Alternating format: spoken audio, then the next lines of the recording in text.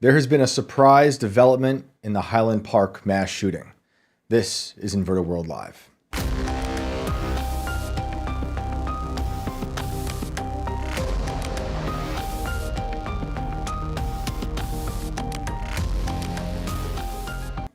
We always talk about how our drive home is crazy. Yeah. My drive in was weird. I swerved around some roadkill that looked like that Montauk monster that washed ashore. Oh, lovely. So I'm planning on going back. And doing what to it? Robert F. Kennedy style, taking it home. I don't know, leaving it in Dissect? Central Park. Oh my God. It was super weird. It looked like it was part beaver, part deer, part human, perhaps. Well, you know how it goes out here in West Virginia. So I hope it's still there when I get back. The neighbor's dog also dragged home a skeleton that was pretty interesting. Yeah, and not a human one, okay. but like an animal one. As far as I know, I haven't inspected it too much, but I'm going to check that as well. You just bury the lead. How are you doing? Oh, I'm great. Any fish updates? No fish updates. Okay, No, they're just doing its thing, I guess. That's good. Well, there's been, like I said in the beginning, you guys might remember when we had BX on in June. It feels like a million years ago. We talked about satanic death cults, 764, accelerationism. It's one of my favorite episodes. And there's been some updates in a case that she told us about back in June. And I think it speaks to a much broader problem that we're facing in our culture today that seems to be accelerating, for lack of a better word, at a crazy clip. So let's bring in BX. Sounds good. Hello. Hi, Shane. How are you? I'm good. I hope you can hear me okay. And we're happy to have you. So I said in the beginning, there's been an update in the Highland Park mass shooting. So if you could kind of walk us through what those updates are, and we'll go from there. Yeah, well, it's funny because it seems like in retrospect, it's just been a series of surprising events, one after another. Most mass shooting cases are pretty open and shut, right? The person goes and commits a shooting. A lot of people see them. Usually they end up dead. The ones that don't typically take plea deals. And even so, there's always stuff going on behind the scenes, right? Like there's what people see in the shooting, and then there's what was going on in the person's life before they committed the shooting. And that's where I come in and get really interested in understanding how these people got to the point where they committed such a heinous act like that. For the most part, I think, well, I wouldn't say for the most part, I'd say that 100% of the time these days that all mass shooters, the one thing they have in common is that they were all radicalized online. That's a common denominator. People talk a lot about other common denominators, talk about guns, they talk about, this and that. But in reality, this doesn't just apply to mass shootings. It also applies to any kind of mass killing event. There's a lot of stabbings that also fall under this blanket. And so I think that the one thing that they all actually have in common is these, weird online groups they were in. And for some reason, that's the thing that's talked about the least. Yeah. So in this case, what was even more unusual was that we had some anomalies, in our opinion, at the crime scene. Some indicators that there could have been a second shooter. Some indicators that there were people absolutely more actively involved than what we would typically see, not just online, but in his real life. And all of these things kind of started to come to our attention, and we were just sitting on them because the trial there was going to be a trial. Mm-hmm. I wanted to see the facts come out of the trial so that I could, incorporate that into what I was seeing and try to make sense of some things. But what ended up happening was a lot more unexpected. There was a podcast that came out 4 days before the jury selection was set to begin. The podcast really took my research and took it from a different mouthpiece and kind of tried to, I would call it pre-bunk it in a way. Wow. A lot of the stuff that was in there also kind of I think, in my opinion, could have compromised some of the court proceedings. And so then there was an unexpected twist the day before the trial was supposed to, after jury selection. He did plead guilty unexpectedly at the very beginning of that first day. Right. So that surprised a lot of people. But I didn't know about the podcasting. Who can you say who took it and like what happened there? I will say who. It was a person named Trevor Aronson who has done some great work that I honestly respect a lot. However, with this case, I'd been trying to get in touch with him for several years because I had heard that he was doing a podcast, and I suspected the person giving him information was not who he thought she was. And that's in my Substack series. If you haven't read it, it's very intriguing to learn that there was a woman who had befriended Bobby Cremo, the alleged shooter, in jail. She had I suspected her motive straight from the beginning. She wanted to be his prison girlfriend, but she was also manipulating him and getting him to do things like video things and sneak them out of prison so she could put them on social media. And there was a lot of strange things going on with this woman. She had told us that she was a nurse in her early 30s, no kids, but a bunch of birds. She's a normal, quirky girl who likes mass shooters, I guess, many such cases. But what we ended up finding out in this podcast is that she's actually a 42-year-old mother of two, and not who she said she was at all. So her identity was completely fabricated. Anyways, I had been, talking to this woman quite a bit because we'd been sharing information back before, some of these red flags started appearing.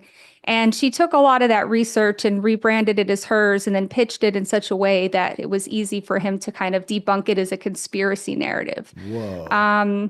And one of the things that came out in that podcast was that he had said that he knew somebody at the state who gave him access to the confession tape, which was the prosecution's number one piece of evidence.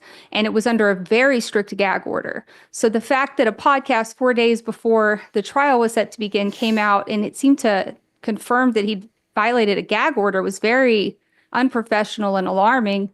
It also, the things that he put in that podcast also potentially compromised the father's testimony.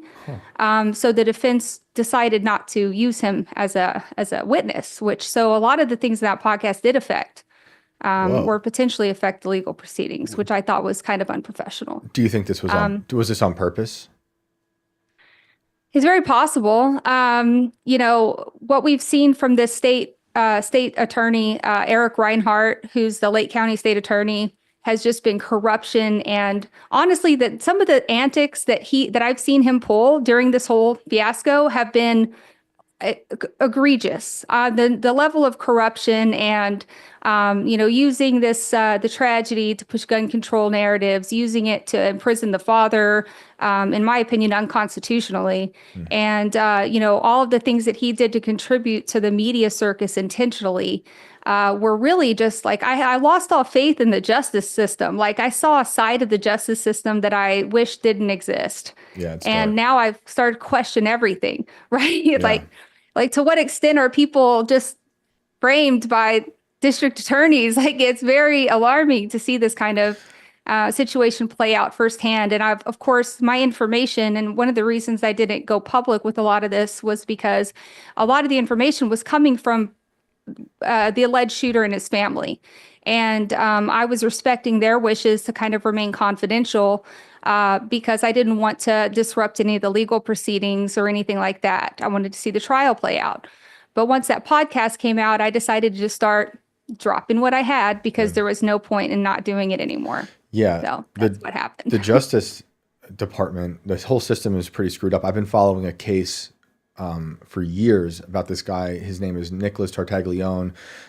Just real quickly, like he's a former cop who turned like muscle builder turned drug dealer, and was put in prison after he executed 4 men and buried them on a pig farm. Was put in a federal prison in New York City, and wound up becoming Jeffrey Epstein's cellmate, and was the guy who beat up Jeffrey Epstein. So his whole story is crazy, and I was following it before he was even in prison. But what you just said reminded me of this because he's been saying he's innocent of a lot of crimes that he's in jail for, and also he didn't beat up Epstein, according to him. And just yesterday, a friend of mine who's following the case, she's writing about it. She found out that the investigator from New York, the state trooper investigator, was just forced to resign for framing someone else because he was in love with some other woman and planted drugs on him. And this guy, who I've been following, Tartaglione, has been saying that this same investigator has been doing the same thing to him. I'm like, Yeah. oh, wow, sounds pretty similar in an odd way. So yeah, I have very little faith, unfortunately, in the system. But before we go deeper into the roots of all the stuff that Cremo is connected to and the system at large, can you just give people listening a quick background, more like what that Highland Park mass shooting was and how you got involved in it? Yeah, sure. So at the time, I was already looking into mass shootings. That was like the thing that I was really into investigating. Particularly, I was investigating their online influences and trying to take it away from like these typical things we see thrown around, these kind of tropes, I would call them, right? That really seem to serve an agenda and don't actually get to the root of the matter, which is what's going on in these people's heads and what led them to this place, and do they all have that same online radicalization vector? And so the Highland Park mass shooting happened on July 4th, 2022. You might remember because it dominated the news coverages that day because there was a manhunt. The shooter escaped. He shot from the top of a roof down onto a 4th of July parade and then escaped the scene. And there was like a manhunt. They found him about 8 hours later, I think. And it was this kid, you might remember, he was Awake the rapper. He was like a SoundCloud rapper, little skinny white kid with like face tattoos. And he had all these music videos that like bizarrely seemed to like foreshadow the shooting. But we would later find out that those videos were made years before. So some weird stuff. And a lot of people saw that and were immediately kind of like, oh, this, why was this kid allowed to do this and that and buy guns and this and that, which is a slippery slope. Okay. Like, we don't ban people from buying guns because they have face tattoos here. This is America. Right. But you saw a lot of these false narratives going around because the kid was an online troll. Okay. So you see him wearing a Where's Waldo outfit at a Trump rally. And people would be like, oh, he was a Trumper. He was a right wing, but you don't understand that he was just there to troll people. A lot of the stuff that he did online was really just trolling. I think that ultimately I've decided that he's mostly apolitical, but more like anti-government than anything else. I wouldn't definitely not call him right wing. Then there was a lot of misinformation spread around about various other aspects of his life, and just the media. The flood of misinformation was crazy to see playing out in real time, because I had started on this, like as soon as the shooting happened, I started to archive all of his background and dig with a bunch of online researchers. We were really deep in the weeds of this kid. And then to start seeing the media come out with these false narratives, these influencers pushing these crazy ideas that weren't true, was really bizarre and unnerving. So for me, I started to put out some videos correcting some of these mistakes and also presenting some of the evidence that didn't quite make sense, like the fact that there were bodies that were laying outside of the viewpoint of the rooftop that he allegedly shot from, which was the most red pilling part of it. Like we probably spent, I don't know how long we spent doing recreations, having people go to the scene of the crime, interviewing people, and trying to figure out how this could have happened. There was also eyewitness interviews with a specific person who claimed that he saw the shooter on the ground, which would make a lot more sense considering where the victims were. And his testimony was like so specific. He was saying that I would recognize this guy anywhere. I looked in his eyes. I saw his gait when he ran away, like he was crouched in a military crouch. Well, the investigators decided that he was suffering from mass hysteria. So he did not get to testify or anything else. They said, you're a crazy guy, and they let him go. But when we're recreating the crime scene, we're like, he's actually, that person crouching on the corner was really the only way that person could have gotten hit, all the way at the back there. So we started to pitch this idea of, could there have been a second shooter? And he wasn't the only person also to see a different person that didn't match the description. So there's a lot of really strange anomalies in this one that led us down a rabbit hole. Eventually, what we would find was that in the year before the shooting, Bobby Cremo had taken a trip around the country to meet a bunch of weirdos that he met on this gore website called Documenting Reality. It's a very strange parasocial community of people who meet each other in real life.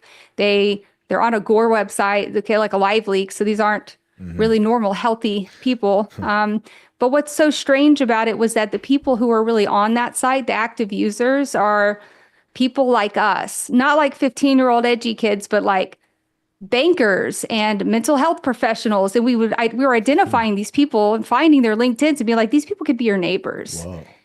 You'd have no idea that they're on this weirdo gore site in their free time being weird.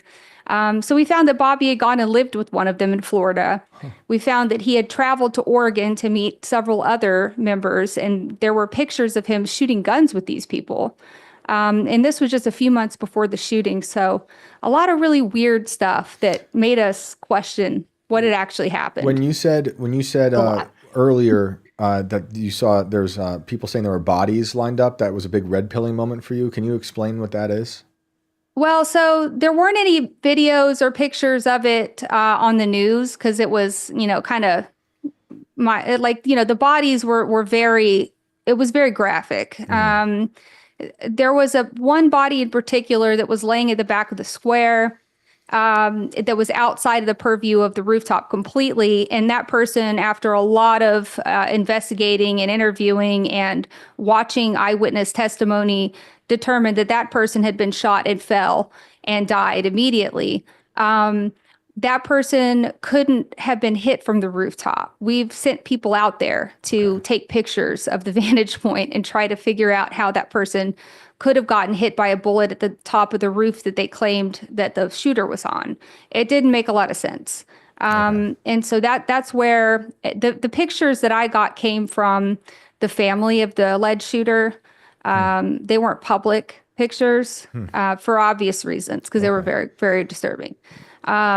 But yeah, that's haunted me, I guess, Oh, yeah, I understand. What And I was hoping that something would come out in the trial where they'd be like, oh, here's a ballistics trajectory analysis explanation. And I could go, oh, okay, but that didn't happen because the trial got called off. Well, maybe that's why the trial got pulled off, right? Does his family have a certain theory behind this that is in contrast to the official story?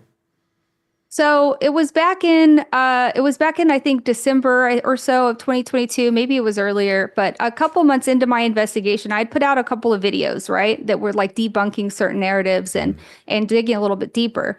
I got a message from one of his family friends who said that the family, like the dad, Bob Cremo Sr., wanted to talk to me because they had seen my video and they thought that there were a couple of inaccuracies, but overall it was the most accurate account they'd seen of the shooting, and they were very grateful that I had put it out there. Wow. Because of course they were seeing all the misinformation about their family and their son and stuff too. Right. Then after asking, talking back and forth with this family friend a bit more, they started saying that the Cremos believed that there were other people involved, that Bobby would start disappearing for days at a time, and then he would come back and say that he was meeting with these friends that he knew online.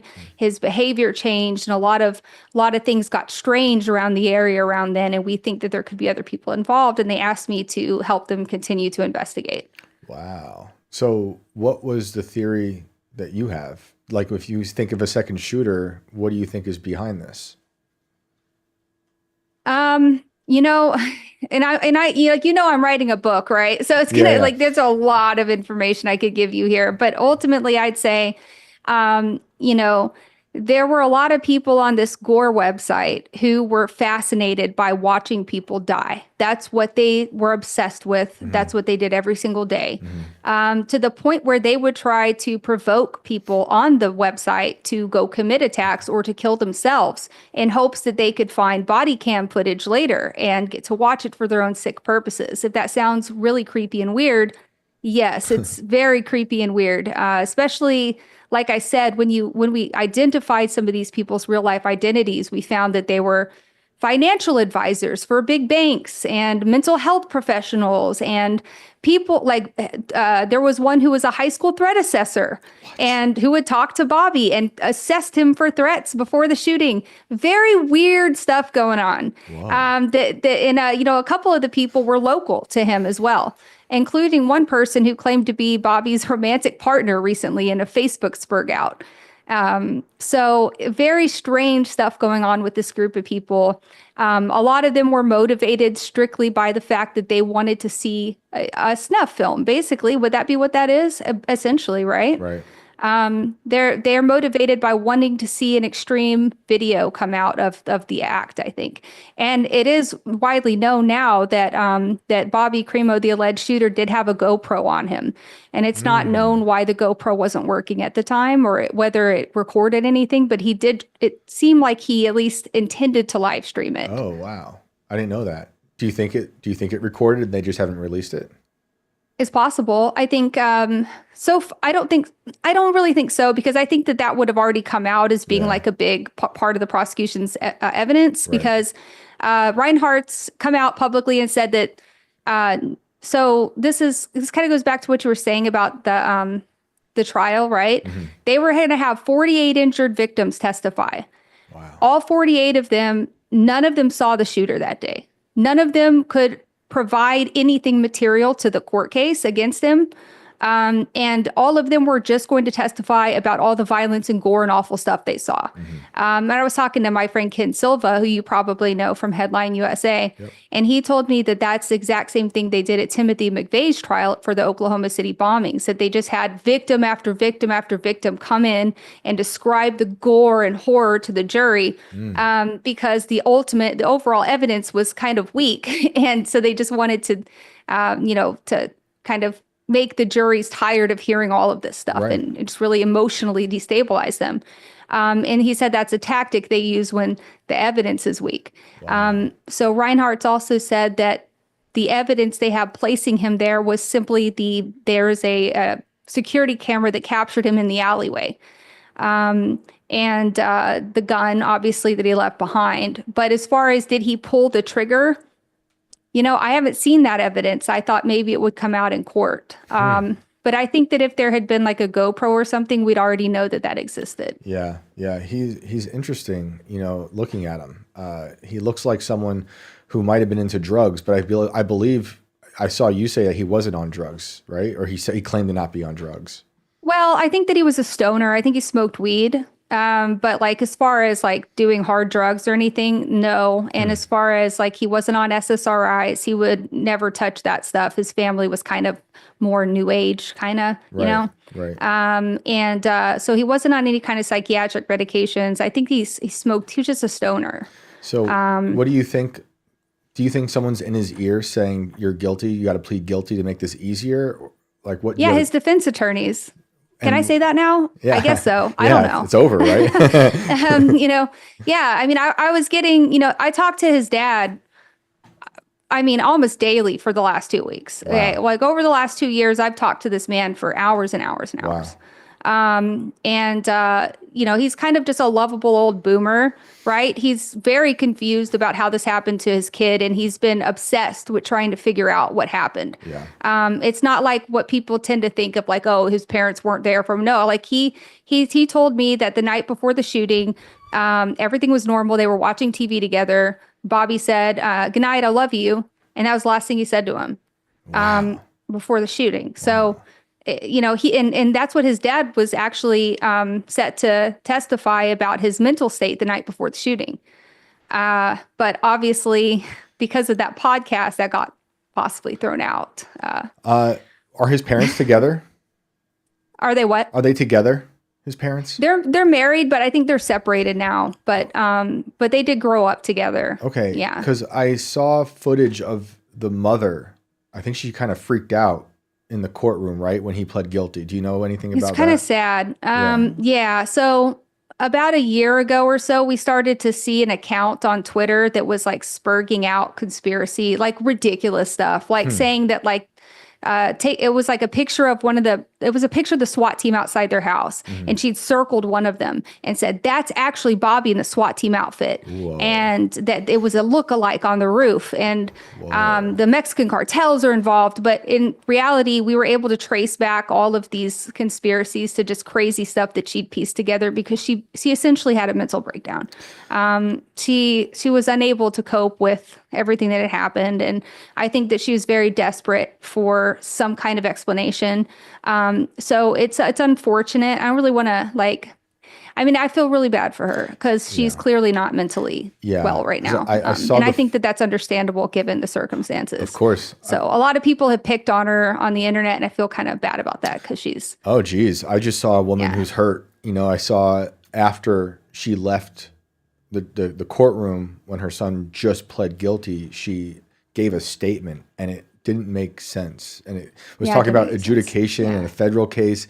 And I think the cartels or something. And I was like, And the news people were like, we don't really know what that meant. But there's pain on her face. She looks, you know, like she's obviously been through a time. You can look at pictures from her from back in 2022 to now, and it's very, very obvious that she's had a very bad degradation in her mental state. So now he's set to be sentenced. I guess that's the next move. Mm-hmm.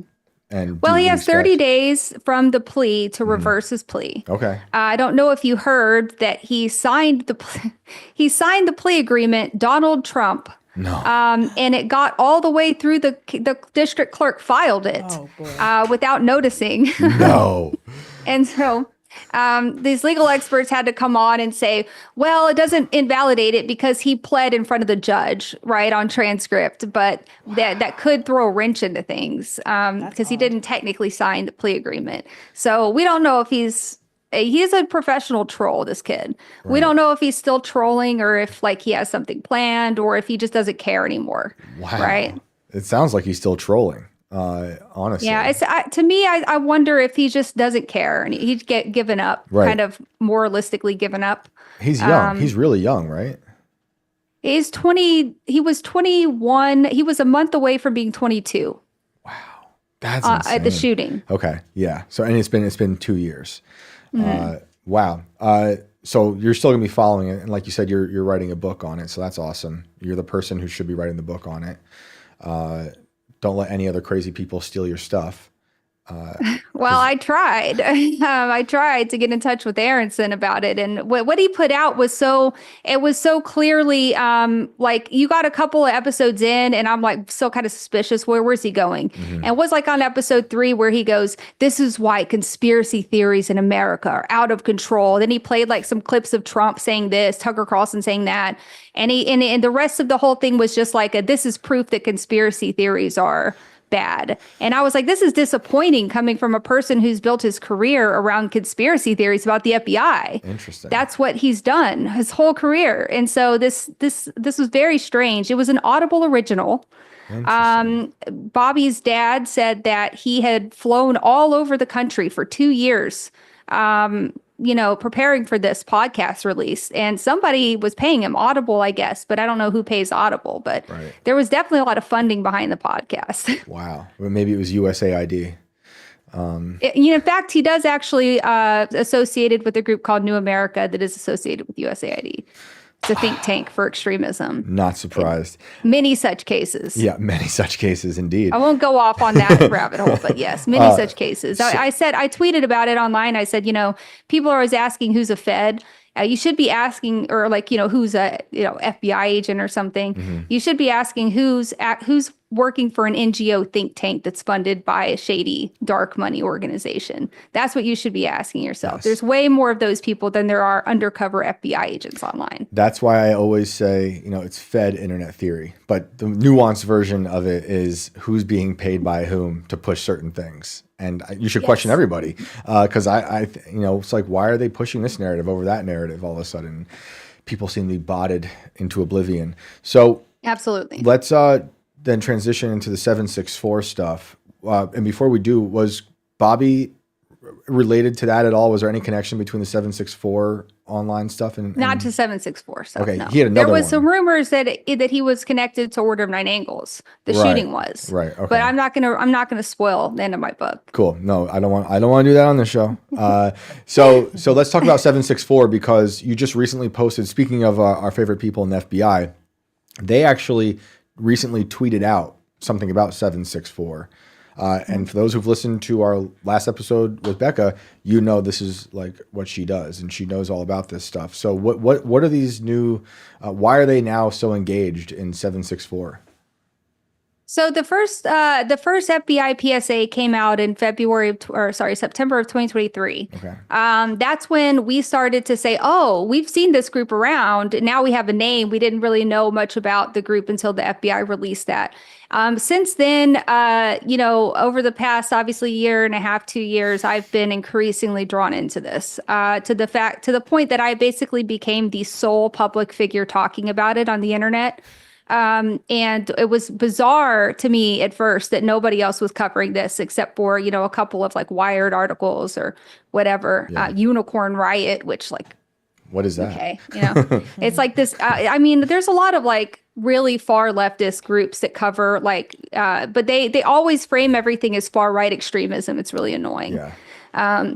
So, there weren't a lot of people talking about it. And because of that, a lot of people didn't know about it. And Yeah. that's problematic because parents of all people should know everything about this group and the dangers that your kids are facing. And, because what this group is doing is they're recruiting kids off of Roblox and Minecraft, and they're putting them in Discord servers and grooming them and then sexually exploiting them or sextorting them, or alternatively, turning them into abusers and recruiting them into these groups where they abuse other kids. I've talked to some parents recently who've come forward whose kids weren't just victims, they were abusers.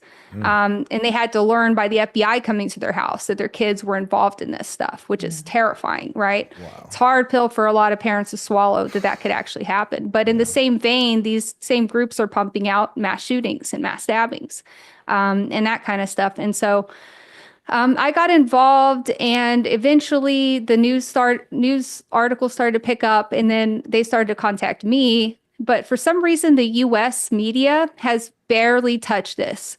So the media that was contacting me was the BBC, the CBC, Sky News Australia, the SVT, which is a Swedish state news, and a couple of others had all reached out to me for interviews. And actually, some of them have done more extensive pieces that haven't released yet.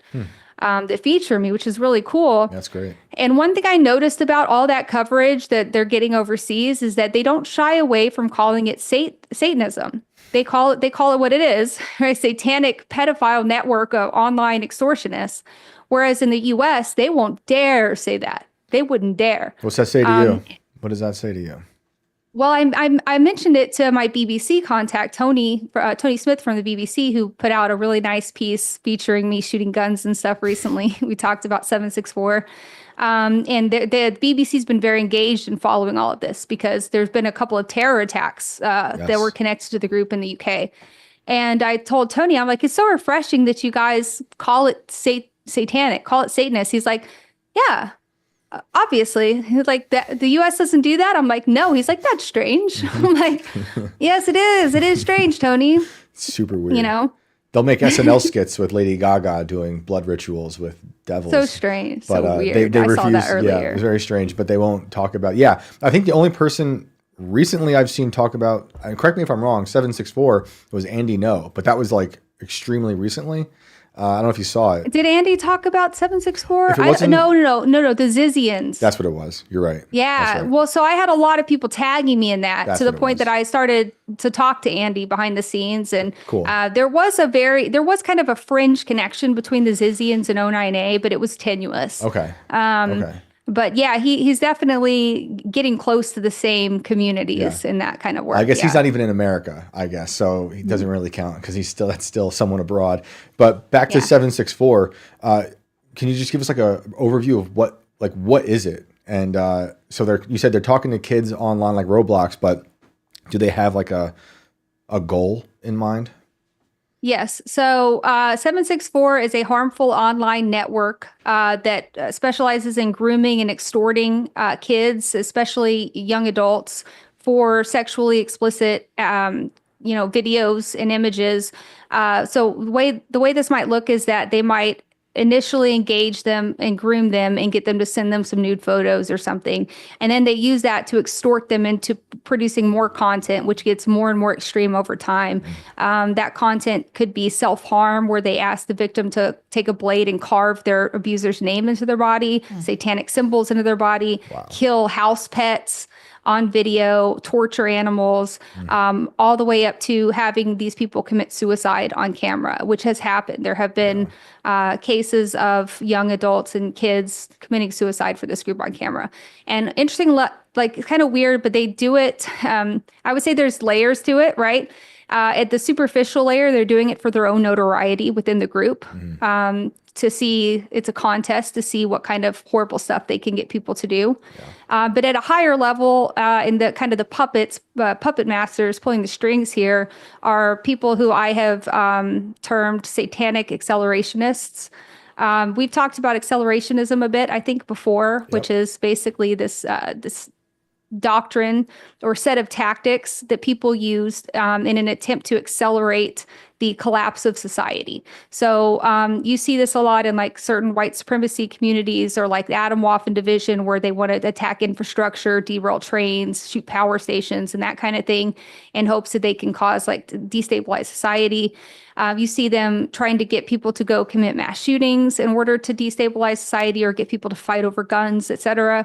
And then in this case, you have the satanic accelerationists who honestly believe that by inspiring or provoking people to commit evil acts, they can increase the amount of evil in the universe and use it to power magic rituals to, open portals and stuff. So they actually have a whole spooky praxis that underlies their motivations for getting people to do evil things. And in this case, for 764, the goal is to corrupt the youth. They want to corrupt the youth and traumatize kids and get them to commit evil acts in the furtherance of their satanic agenda. Would you say Charles Manson? Which sounds crazy, but it's real. No, it sounds totally real to me. Would you say Charles Manson was an early accelerationist? Absolutely. Charles Manson was one of the first accelerationists. Obviously, he has roots too in the Process Church. And if you look into what the Process Church of the Final Judgment was about, they were kind of about the same thing, right? Accelerating the apocalypse. Yeah. Exactly. Like committing evil acts in furtherance of spurring on the apocalypse. And Charles Manson was absolutely an accelerationist. In fact, Charles Manson, after his arrest, continued to be an influencer in modern accelerationism by befriending James Mason, who they basically together with James Mason is the author of Siege. Right. Which is a white nationalist accelerationist book that he put together about decentralized cells and their usefulness in committing terror attacks. Charles Manson and James Mason became friends, and they created another group called the Universal Order, which looks a lot like the Process Church in terms of balancing of good and evil. Right. So the influence of Manson was huge on Atomwaffen. And then all of the splinters and all of the things that came after Atomwaffen. So I don't think everything that's bad is a product of our government creating it. But with that said, Charles Manson, for those who know, like Chaos, MK Ultra stuff, was a product, as far as we know, of some MK Ultra programs. Do you connect any of that kind of stuff, like a modern day MK Ultra situation, to 764? Well, it's certainly not limited to the U.S., right? Because like the founder of Order of Nine Angles, David Myatt, and the founder of the Process were both in the U.K. I think that there's been a lot of rumors that David Myatt was a British intelligence asset, but over time, having spoken with this man, and also just deep, I've really dug deep into some of these origins of the Order of Nine Angles, and like once you pierce through that veil of spooky shadowiness that they've created for themselves, you realize that a lot of that stuff they made up about themselves to seem spooky and creepy. And I think that the rumors of Myatt being an intelligence asset are similarly concocted by him to try to push out this kind of, narrative about himself being spooky, right? And so for Manson, for sure, I think that I guess it's still a mystery, and we'll probably never know the truth, right? I think as much of the truth that's ever going to come out has already come out. Yeah. But definitely around that time, it wasn't limited to Manson. The CIA was very, very heavily involved in the creation of cults and alternately of our perception of those cults. So they wanted cults to be things that we were afraid of. They wanted to use them as ways to control people's opinions about things. And it was definitely the product of MK Ultra behavioral modification experiments. I do believe that. Yeah. I believe that destructive cults came out of that. Yes. Sounds like something a pretty powerful cult would do, to create other cults and then make you afraid of cults while also being like, it's not us, we're the good guys. The problem is that it's got, at this point, people always ask me like, well, is all the feds, right? I'm like, no, believe it or not, the people who are getting arrested are like 15-year-old kids. Yeah. Or some of these even bigger shadowy figures who are getting arrested, be like the example of the guy went by Butcher from MKY, who was arrested in Moldova. So like, no, the FBI isn't this dude in Moldova. He's not a 15-year-old kid. Like what happened is that whatever role they played in the early, the 60s, 70s, 80s, and so on has spiraled out of control. Yeah. It's just metastasized, and now it's a completely decentralized movement online that could capture anyone and anyone's kids. It's definitely pretty insidious. I don't think that there's I don't want to give the FBI too much credit by saying that they're like manufacturing all this. I think that they're largely incompetent, if I'm being completely honest. Yeah, I think it's probably both. Largely incompetent while also having some deep roots and some pretty bad stuff that like a small amount know about. But I say this about MK Ultra as well, and we can apply it to this. Like you're saying, people are just MK Ultraing themselves now. It seems like, it's like they don't have to be in the experiment in the laboratory to be MK Ultra. It's just we're doing it to ourselves with everything we do. So why is the FBI? It seems like, do they have a renewed interest in 764? Has something happened recently where they're like, we're back on it? I don't know. I like to think it was because of me complaining loudly, but I'm sure there was more to it than that. You're right. I think you're right. I probably submitted over 200 cyber tips over the course of a year. Wow. And I advocated. I went on big podcasts and InfoWars and big podcasts and said, like, why isn't the FBI doing enough about this? And then all of a sudden it seemed like boom, boom, boom, boom, boom. They started falling like dominoes, and we started getting so many arrests that I couldn't even keep up with them. Like, I just want to tweet about them. I could barely keep up with these court cases. There's over 20 that I'm tracking right now. Wow. And I think that for one thing, when I'm thinking about it rationally, right, it takes a while for them to build cases, especially when it's stuff that just took place online. You have a lot of online forensic work that needs to be done before you can actually get a search warrant and an arrest warrant. Online crimes are much more difficult to prosecute than real life crimes. Yeah. And so I think that the lag had to do with the fact that they opened a whole lot of cases and investigations, and it took them that long, because they were busy like arresting people for January 6th, obviously, right? Like 20% of their workforce is busy doing that. Yeah. So, I still think it's unacceptable for it to take 2 years to build a case against one of these people. That needs to change.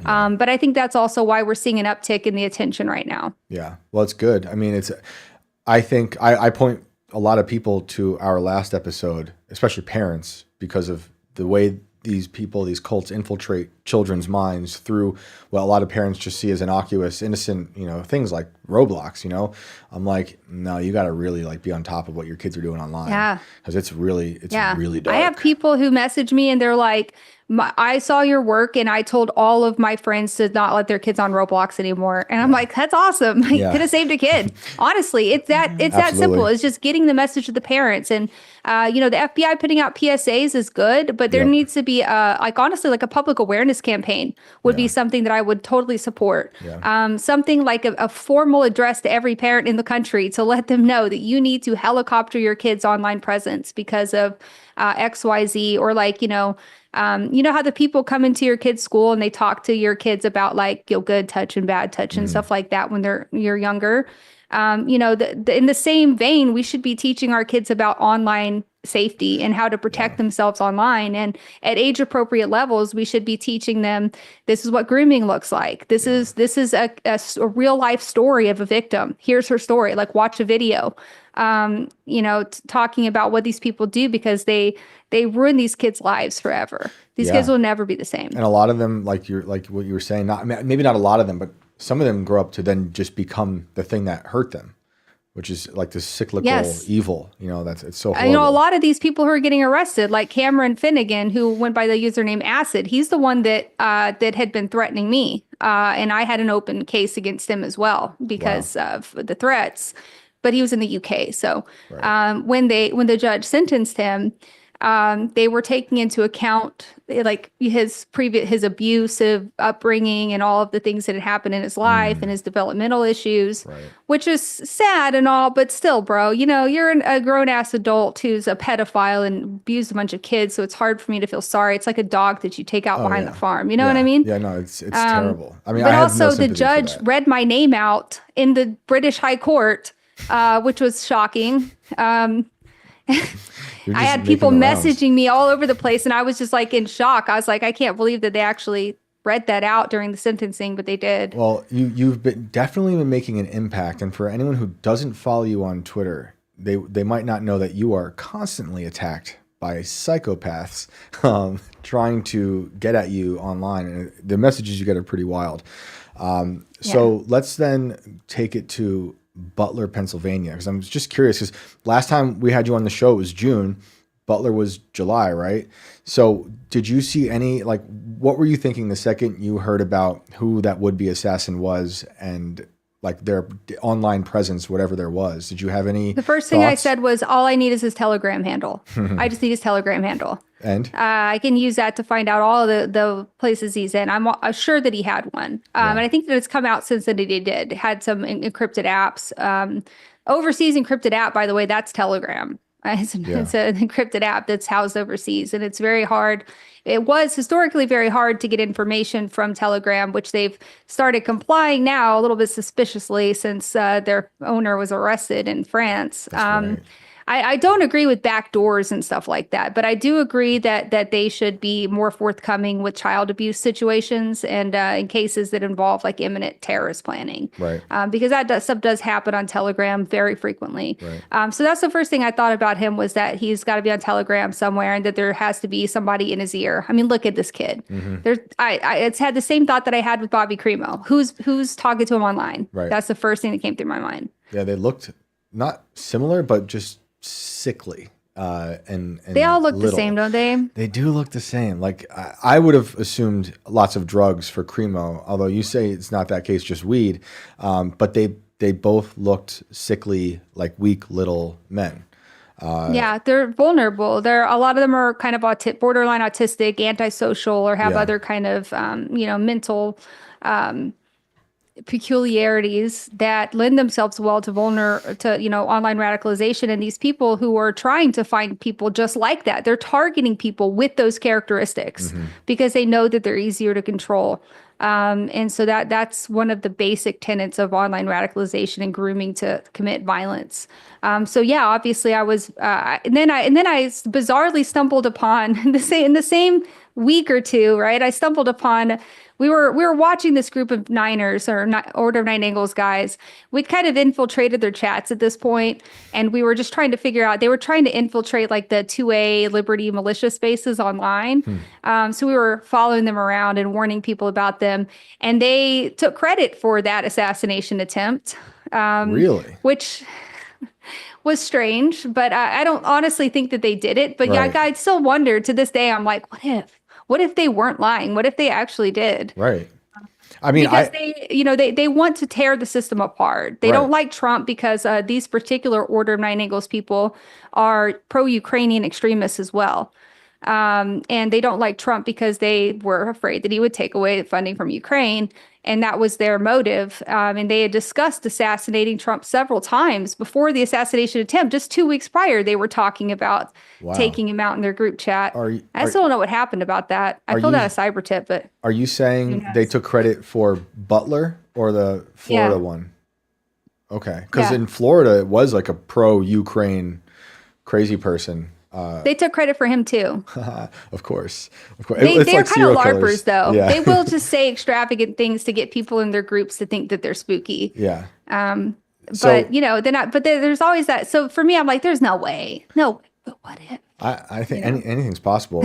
After Butler, I was thinking a lot about what you've told me about accelerationism, just in terms of how the media and the public viewed it, because anything you wanted to be true about Thomas Crooks was true. He was Republican, he was Democrat. He hated Trump, he loved Trump. He donated to these people, not to these people. And anything, it was like, well, that just seems like an accelerationist who doesn't care. Counterproductive. Right, Yeah, right. it is. It plays directly into the accelerationist desire to create politically divisive, content and stuff. Yep. And so, yes, that's why they choose AR-15s. That's why they have them write these manifestos where they blame this person and that person, Candace Owens and Destiny, and who knows? And they're all over the place because they're trying to get people to pick up on it in the media and report on it.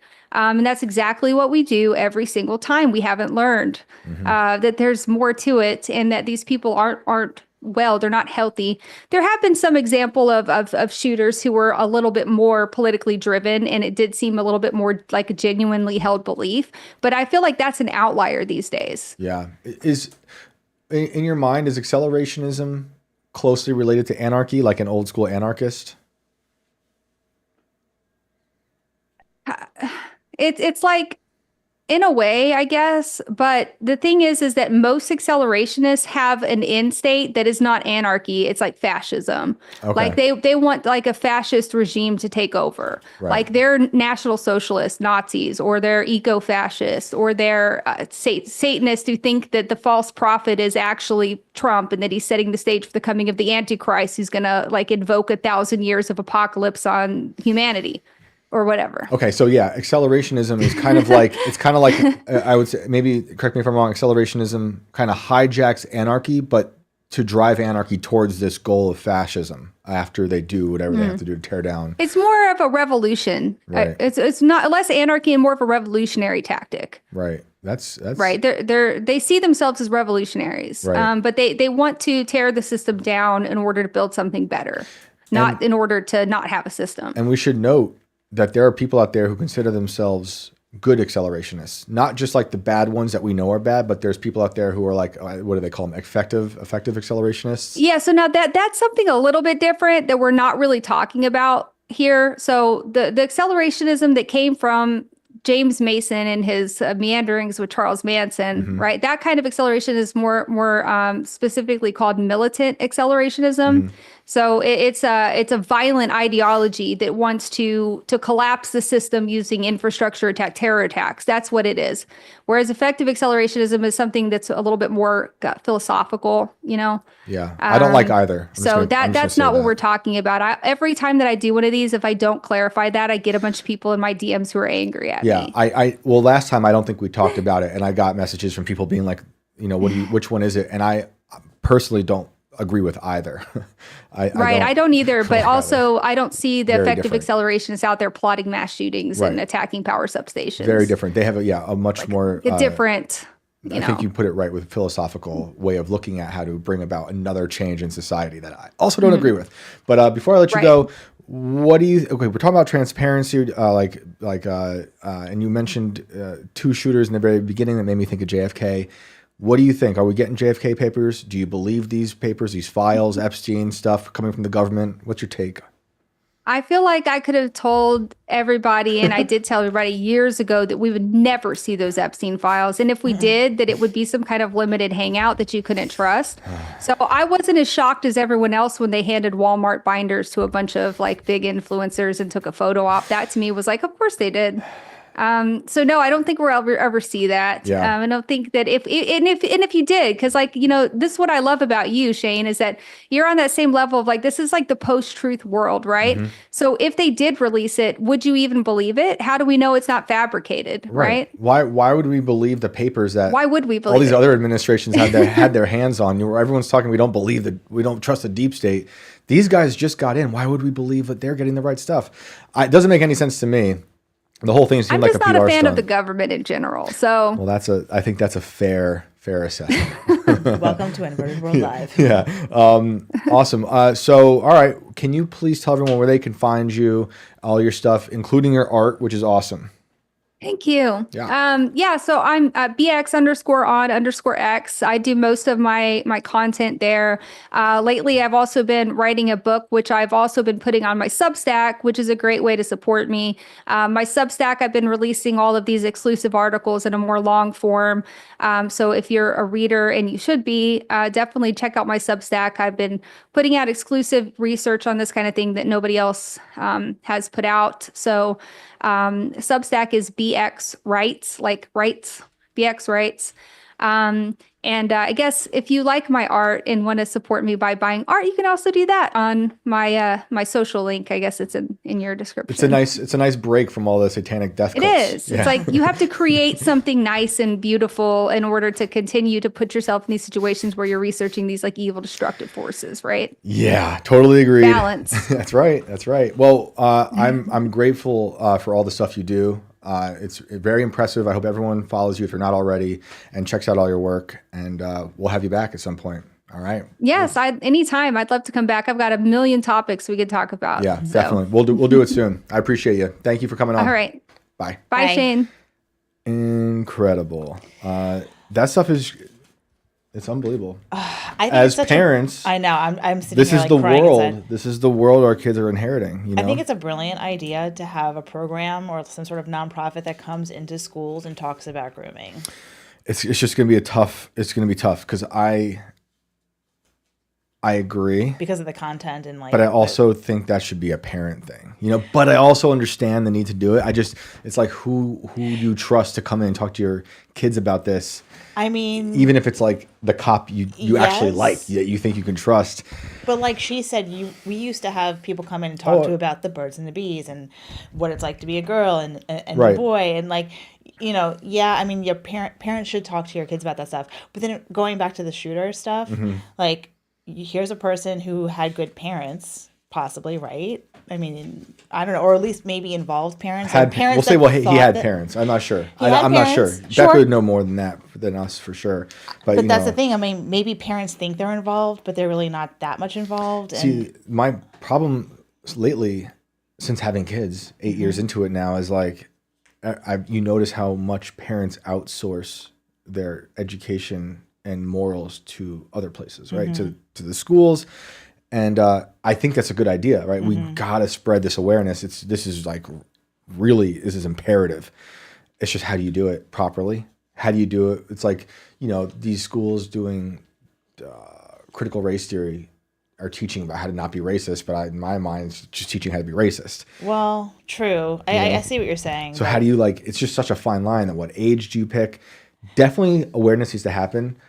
Well, it's also like there's like I don't know how new the law is about, you know, a lot of websites are only allowing 13-year-olds, like Right. social media, you have to be like 13 to be on. Right. And I'm sure some parents take issue with that. Yeah. There's also been stories about parents taking issue with kids not allowed to bring their cell phone to school. Yeah. You know, and it's like some parents think that their kids should be allowed to have their cell phone at school. This is why we're homeschooling.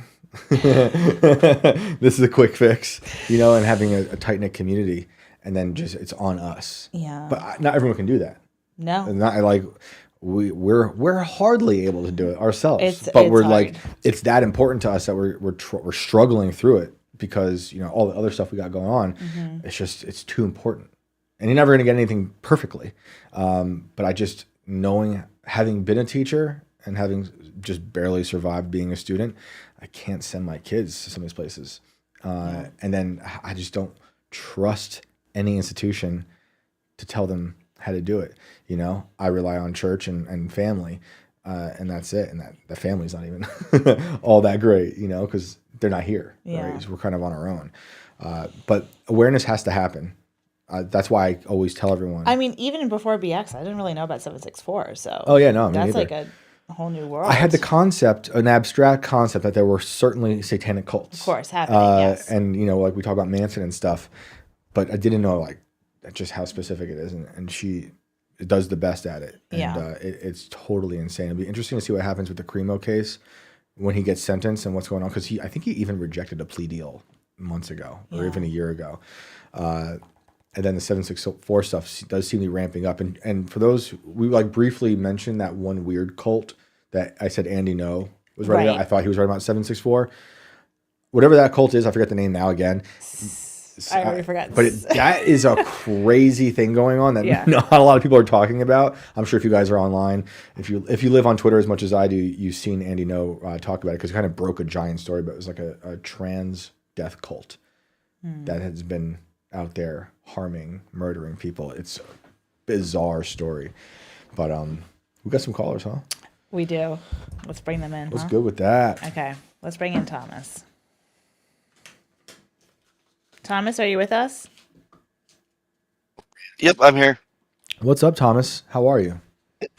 Hey, how are you guys? I was just watching the podcast, so let me turn that off quick. Sick. Pretty good. Pretty good. How are you guys? We're good, man. It seems like this will be an interesting transition from the stories we were just talking about to what you're going to talk about. Yeah, no, I followed BX for a long time. I live in Madison, so I was following her coverage of the Madison shooter, who coincidentally went to a church called Bethel Church that like a lot of politicians attend. Interesting. So that's kind of crazy. That is crazy. So yeah, so I guess I'll start with like some of the folklore of Wisconsin, man. Yeah, we have a lot of crazy stuff that goes on up here in the north. So we have everything from Ed Gein to Jeffrey Dahmer to Black River Falls to I think it's a basilica in Holy Hill that was founded by a priest or monk that murdered his fiance after he was defrocked, I guess. Whoa.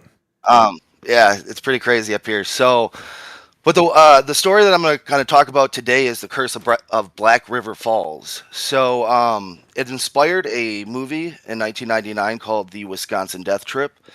Also inspired Static X's album or song of the same name. Great album. And so in the 1890s, there was a drying up of the lumber industry and the mining industry. The smelting processes kind of just were no longer viable in that area. Okay. So this led into a pretty harsh winter. Diphtheria took over in the town of Black River Falls. And people started believing that essentially Satan worship and witchcraft had been taking hold in the town. Just to name some cases, we had an elderly lady of her 60s. She discovered a small sore on her back and believed it to be cancer. Since she thought it was going to kill her, she went in the backyard and doused herself in kerosene and self-immolated. Whoa. And then there was Mrs. John Larson, a local farmer's wife. She believed the devil was coming after her. She felt that the only way to make it stop was to take her 3 children with her, and drowned them all together. Oh, my goodness. Then there was a case of Sarah Smith. She essentially was in a trance, is what they say. It's weird because, like, if you're a coroner or whatever, or a undertaker, like, you'd think you'd recognize somebody in a trance versus somebody who's dead. Right. Well, they thought she was dead. Wow. So she had the misfortune of being buried alive, and wow. Somehow they dug her up, and when they dug her up, she had bitten off half of her fingers off of her hand, and she was dead at that point. But yeah, pretty grim stuff. There's tons and tons and tons of just these stories in this town, and it makes you wonder, like, was there actual like witchcraft going on in this town? And there's tons of these stories all over Wisconsin. We're kind of like an inverted world ourselves. Yeah, sounds like it. I haven't really considered Wisconsin all that much. It's cold. But now I want to go. Yeah, that's probably why. But that's weird. It sounds like it could be like a mass hysteria event, or evil was possessing this town and they couldn't escape. That's really crazy, especially the being buried alive story. That was a huge fear, like amongst people for a long time.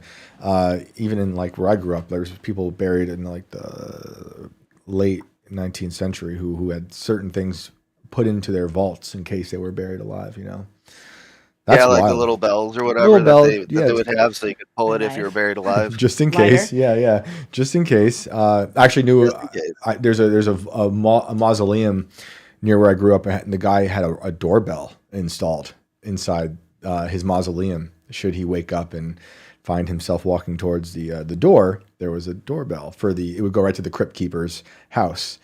And If I walked through a cemetery and there was a doorbell, I would probably just die of a Yeah, that's stroke. pretty crazy. That's pretty crazy. They actually disassembled it because it's near a college campus, and the students would at night do pranks on the crypt keeper, and they'd be ringing the doorbell, and obviously this guy's not alive. He was a famous guy of his time. He like designed parks and stuff, but yeah, he's still in the vault as far as I know. But so that's crazy. I didn't know about the Wisconsin death trip, and that's kind of like where that all comes from. Yeah, I definitely would suggest checking out the film. It's really, really good. I will. And it's all centered around that one town. Yeah. Actually, I was doing a little research actually before this to see if I could find anything else in Wisconsin. A lot of towns in Wisconsin have a lot of pretty cryptic history. I used to live in Kenosha actually, and there is it's like a religious girls' school, and I guess there's stories of these girls. They would get put in this school because they were quote unquote in trouble, meaning pregnant out of wedlock, and so there was a lot of self-induced infanticide, let's say, Right. Wow. on the shores of Lake Michigan, Holy Hill, like I said, lots of stuff in Appleton and all sorts of places across Wisconsin, and then Ed Gein and Jeffrey Dahmer, who's from my home city of Milwaukee. Dahmer? Dahmer is, yeah. Oh, wow. I didn't know that. Dahmer is an interesting one. Dahmer's the one who ate the kids, right? Just victims. Just victims, not kids. Yeah. It was victims. Right. I'm thinking It's John like Wayne Hansel Gacy. and Gretel over here. Yeah, I think Gacy's one that ate children. Ed Gein is always one that's super weird to me. It also happens to be a really good band for anyone out there listening. But Ed Gein, for those who don't know, he would like to wear people that he dug up. Super and inspired American Psycho. No, Not Psycho. so the guy in Psycho who kind of wore his, the character from the Hitchcock film who was dressed like his mother. Yeah. Very similar stuff. So, all right, you're like the perfect caller for tonight from our conversation earlier with BX because you had this weird satanic story, but you also have another story I believe you had to share with us. Yeah. So I'm gonna only cover probably a little bit, like a 1,000-foot view of it, because there's a lot to unpack, and hopefully we can go over that in the future. Yeah. So about 2017, I got really involved in firearm ownership. Like 2016, 2017, kind of got really involved in the politics of it, and started organizing 2A events at my capital here because I lived in Madison. So I wanted to do that. I found a group that was organizing a 50-state protest. I reached out to them and I asked them, do you need any help in Wisconsin organizing, at our capital? They said, yeah, we don't have anybody to actually be the main organizer. So I started doing that. Shortly after that, for no reason other than like I was involved in politics, I get a message on my voicemail, and it says, I'm Special Agent so-and-so of the FBI. We just want to talk to you. Oh boy. And I hadn't done anything. And at this point, like I had a healthy skepticism of the FBI already, just because I'm like kind of an anti-authority type of guy. Yep. And so I'm like, oh man. So I call them back, and they're like, oh no, we just want to meet you. Because you have like a unique perspective and such on in the 2A community, because there's a pretty hefty militia scene, or there was a hefty militia scene out in Wisconsin before a lot of the stuff I'm going to talk about unfolded. Yep. So they wanted to meet me at a Starbucks.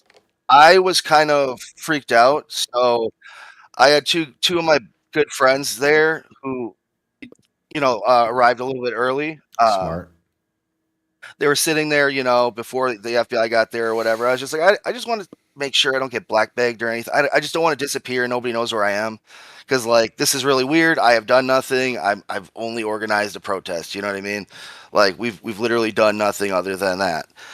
So I was just kind of worried, So I go out and they're like, we just want to know if you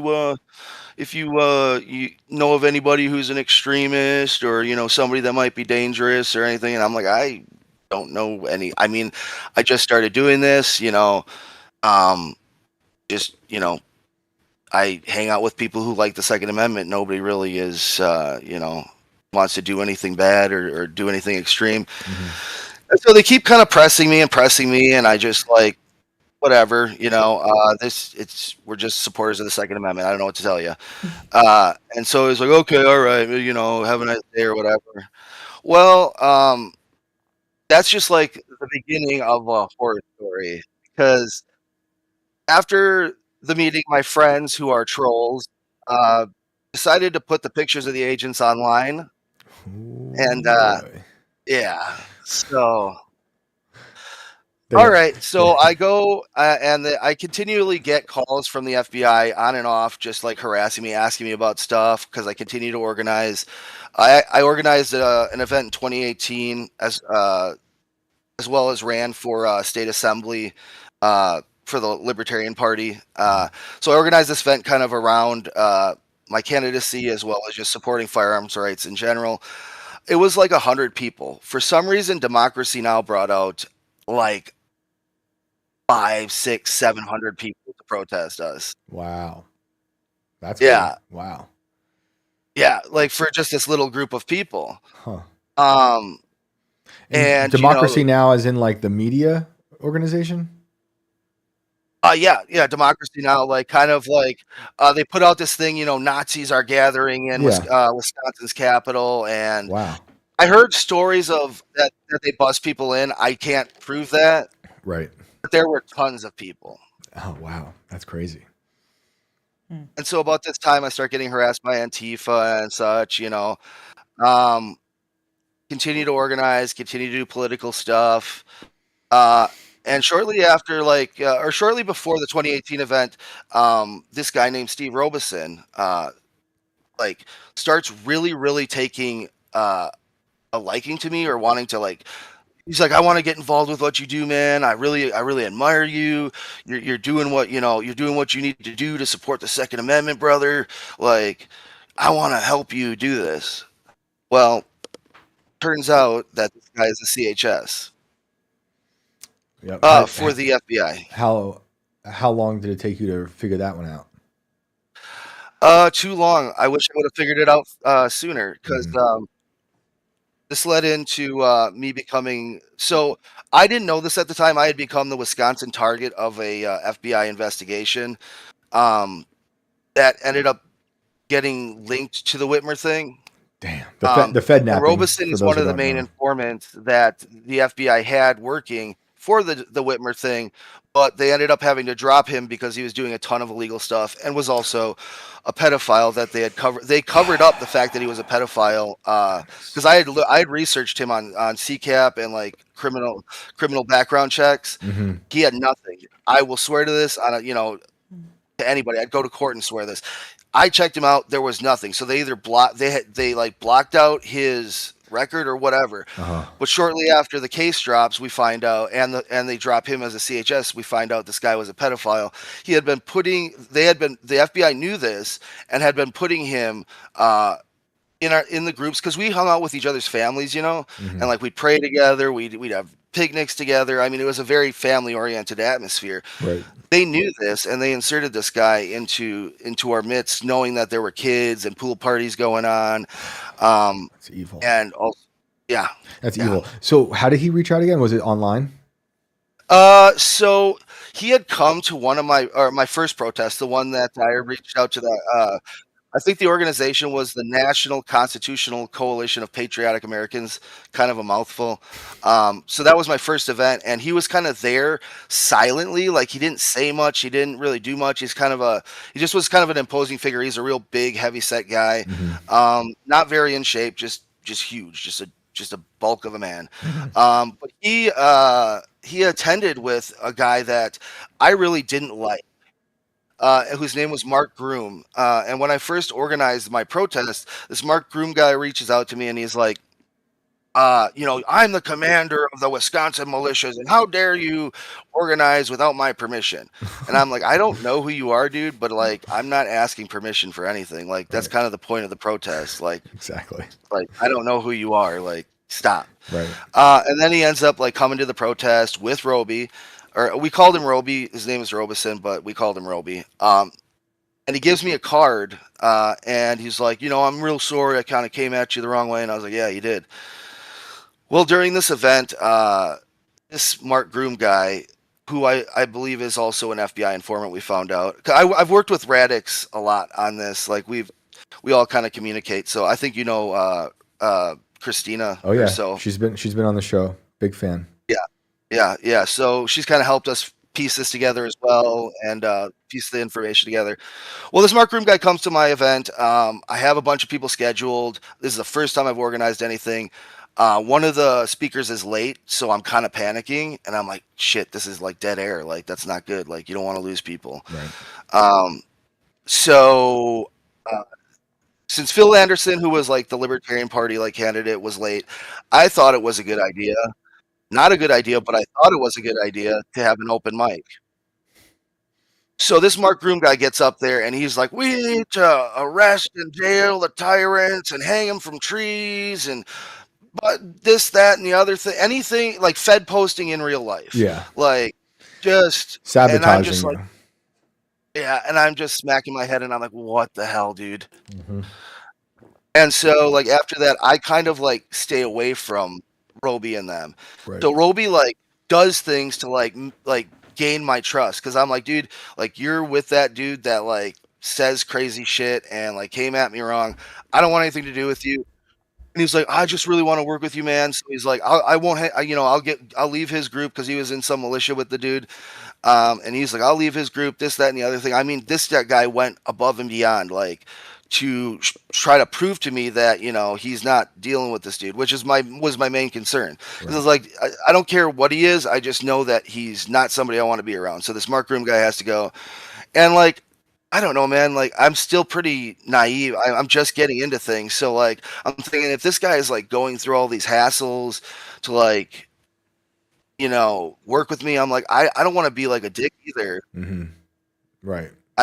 So I end up letting him in, and he kind of gains my trust. And so, like, and he does a lot of stuff that, like, kind of helps me out, he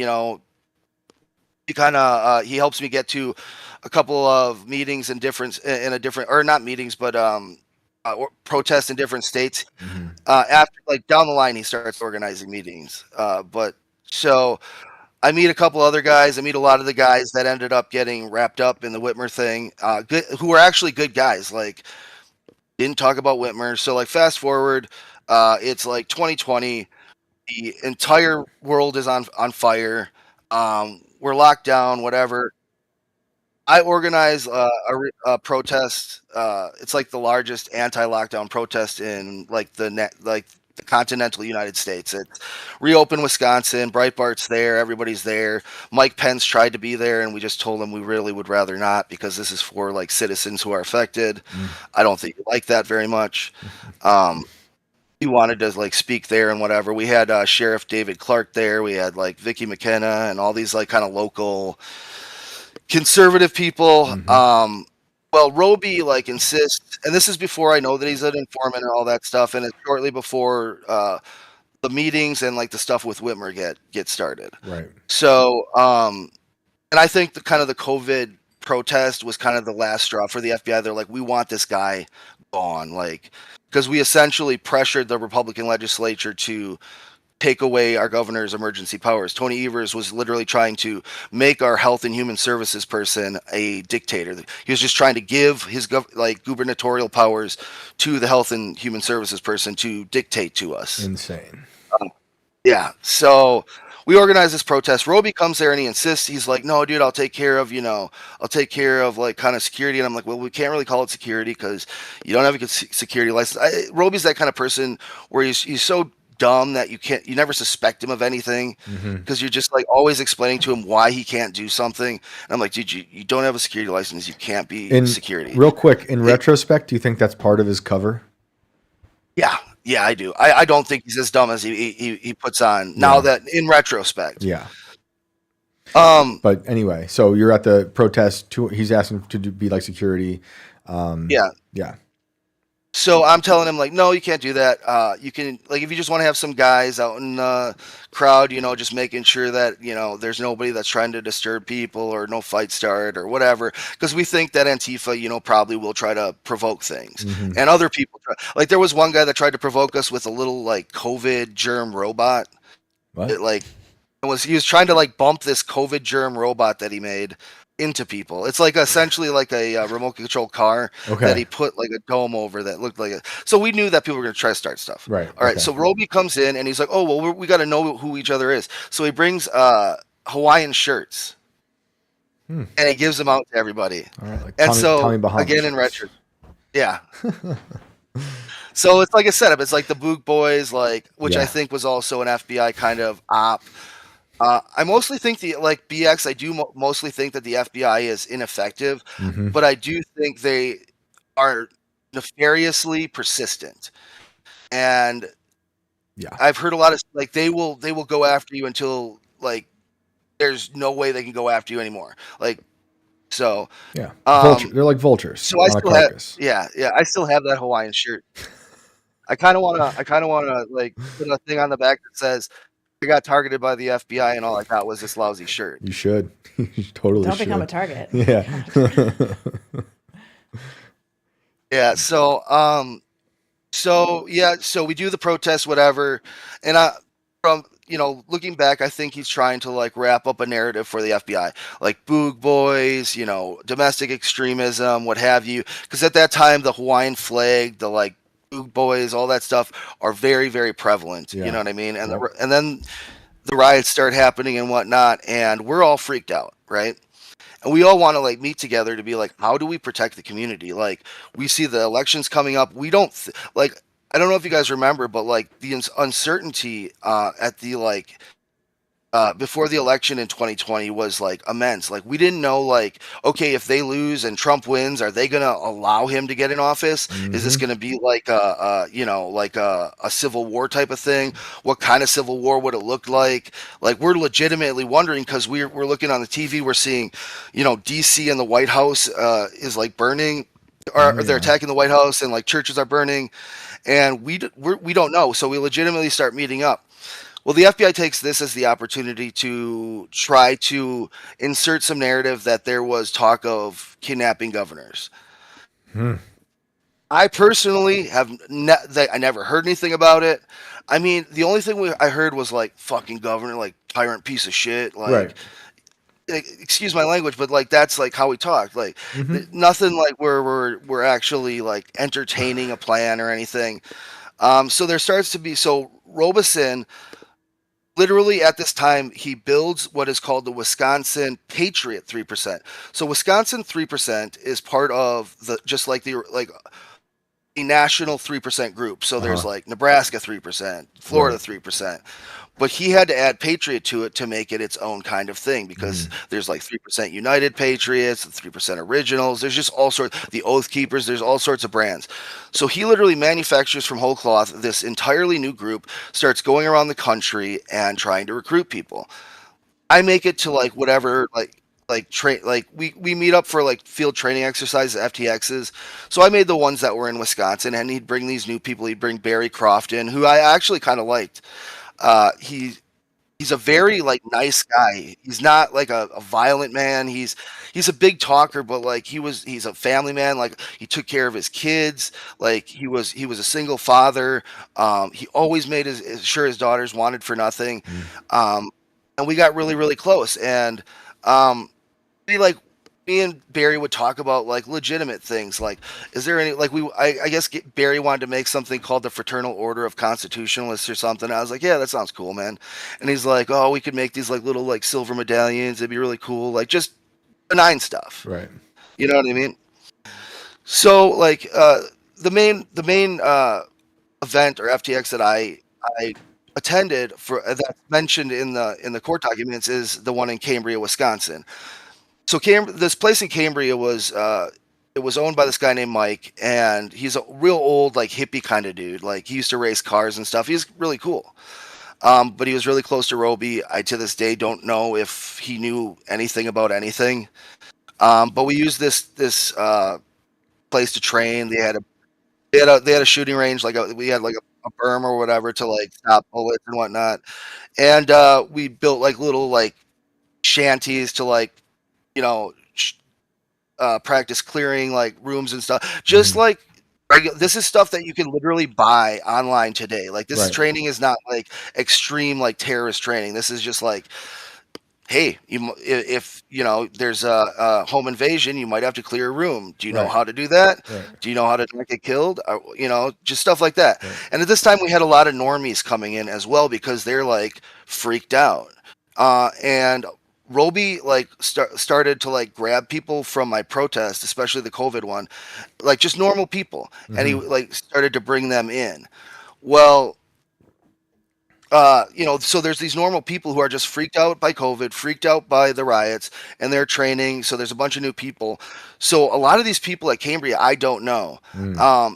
And so like I kind of set up my tent to the side, because it's like an overnight thing.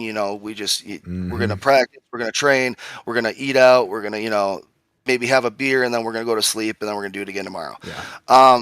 So I'm out training, and then all of a sudden, it's like I had my tent set up. I had it all zipped up. I go into my tent during this event, and I find that there's like muddy prints, like somebody had went in my tent and gone through my things. Oh boy. Yeah, so I go around. I'm like, hey, dude, like who was in my tent? And I don't know. Nobody knows. I kind of let it go, but I'm pretty pissed off because I'm just like I'm telling Roby, I'm like, well, what the fuck, dude? Like, why? Excuse my language, man. I'm sorry. No, it's all good. I'm sorry. You're good. I'm like, what the hell, man? Like why are people going through my stuff? He's like, oh, I don't know, man. Are you sure it wasn't you? You sure you didn't leave a boot print in there? Like you stepped in mud or something? I'm like, okay, whatever. I'm gonna let it go. And there's like guys from California there, guys. Like one of the guys I actually drove to get beer. Like we did a beer run, and he was a guy with kind of like a crippled arm, which was strange that he was there and like training and stuff. But he was good at he actually was a pretty good shot and everything. Wow. And we started talking and stuff, and we started talking like political philosophy, and he starts like weirding me out because he's starting to like talk positively about Marx and stuff. And I'm just like, yo, like, no, like that's not it. Like that's not where it's at, brother. Like, so he brings me back or whatever. We do this. I hear nothing about Whitmer. We like shoot off some tannerite, which ends up being used by the FBI. Me and Barry hang out, whatever, and okay, we're done. I get fired from my job in between this, and then let me fast forward. Then there's this Michigan FTX. During the Cambria FTX, there was a bunch of Michigan guys that were there. This main guy, Dan Chappell, he ended up bringing like his crew, which were pretty squared away. They had like brought their own ammunition. He talked about how they like collectively source their ammunition by pooling their money together and like do a type of dues system. I was like, dude's like way too squared away to be in the militia. Like we're all a bunch of F-ups. Like this guy is like former veteran or like veteran, former military, whatever. Says he sniped with Kyle or that one sniper, Kyle something or other. Yeah. The guy who had the movie. Yeah. Yeah. I forget his name, but yeah. Yeah. So I'm like kind of weirded out after this whole thing, and so I kind of distanced myself from Roby. I guess in this time, Roby was actually like scamming a church for money and like made up a fake charity, which I all learned about after the fact. And then he like invites me to a Michigan FTX to go like train with those other guys. And I'm like, oh, okay, I guess. Like, yeah, I'll go because I had like been to other states with him before. And like the night he was supposed to pick me up, I just got this weird feeling, man. Like the only thing I can describe it as is absolute divine intervention by God. There was a voice in my head that said, Tom, just go to sleep. Just go to sleep, dude. Like it's not worth it because he wanted to pick me up at 3 a.m., which was weird as hell. Yeah. And I was just like, something in me just said, Tom, go to sleep. Like it's fine. There's tons of other FTXs. Like just go to sleep. So I go to sleep. I wake up. I look at my phone. There's like literally, like not even joking, literally 100 missed messages. And it's from Roby, but it's from a guy named Brian Higgins' phone. Brian is one of the normies that ended up getting wrapped up and treated really unfairly in this entire thing. Wow. Yeah, he was just a normal dude, just an IT guy that was worried because his girlfriend got stuck in a BLM protest, and the police just told him like there's nothing we can do. She either leaves the car or she waits till they're gone. And he got really upset. Yep. Rightfully so. That. Yep. So they're trying to trap you. Yeah. So they come back from the Michigan FTX. Brian seems a little perturbed. I'm like, hey, how did it go? How was everything? It was kind of really weird. They were just like, they didn't say a lot. And so all of a sudden, shortly after this, everybody gets arrested except for Robeson. And I'm like, what the F did you guys do? Right. Like, I'm like, we were just like, we're training. Like, what happened? And he's like, oh, I don't know, man. Like, he's just making up all these excuses. And like, I'm just like trying to figure out what happened. And Barry calls me shortly before his arrest, and he's like, I don't know what's happening, man. I think there were some feds or something like inserted into stuff. Well, come to find out, like, these guys were training. They were doing stuff out there. There was a lot of FBI there. The FBI essentially tried to get them to buy explosives. They refused.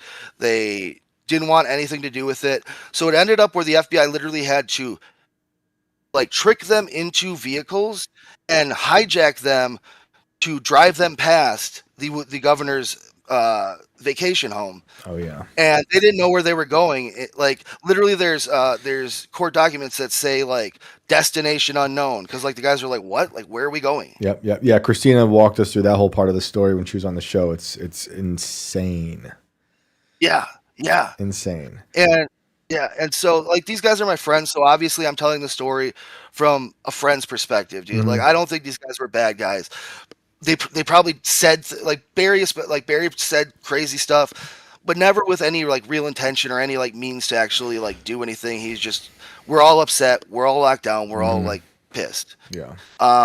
And so everybody gets arrested, and Barry just kind of like tells me like, oh, I don't know, man. I don't know who it was. Like, I don't know what happened. And I was like, well, what happened there? And he's like, I don't know, man. You should have been there. And I was like, I'm glad I wasn't. For real. Like, I don't know what to say. Like, and then everybody gets arrested, and we kind of are trying to piece things together. Roby, I was like, dude, because at this point I'm doing like a podcast thing, like a side podcast. I kind of do it on and off now still. I try to do more like stuff on my X account and like political stuff. But so I have this little small podcast amongst the militia. Like a lot of militia guys knew about it. We called it the Freeman Report, and we just kind of, we do talk about militia stuff, talk about like 5th, 6th generational warfare, like stuff like that. Yep. Like, so we have an idea that like the people that didn't get arrested, I was like, we're just going to go on a podcast and we're going to talk about it and have the other militia, like people from different states, like watch. Well, this podcast ends up exposing Roby, and it's actually on Rumble. It's one of the first videos on the Freeman Report. It's called "The Lies of Informant Steve Robeson," or "The Lies of Steve Robeson." Wow. And Darren Beatty ends up picking it up. And he like shows it. He never gives us credit. Whatever. I just wanted to get the information out. I'm not, whatever.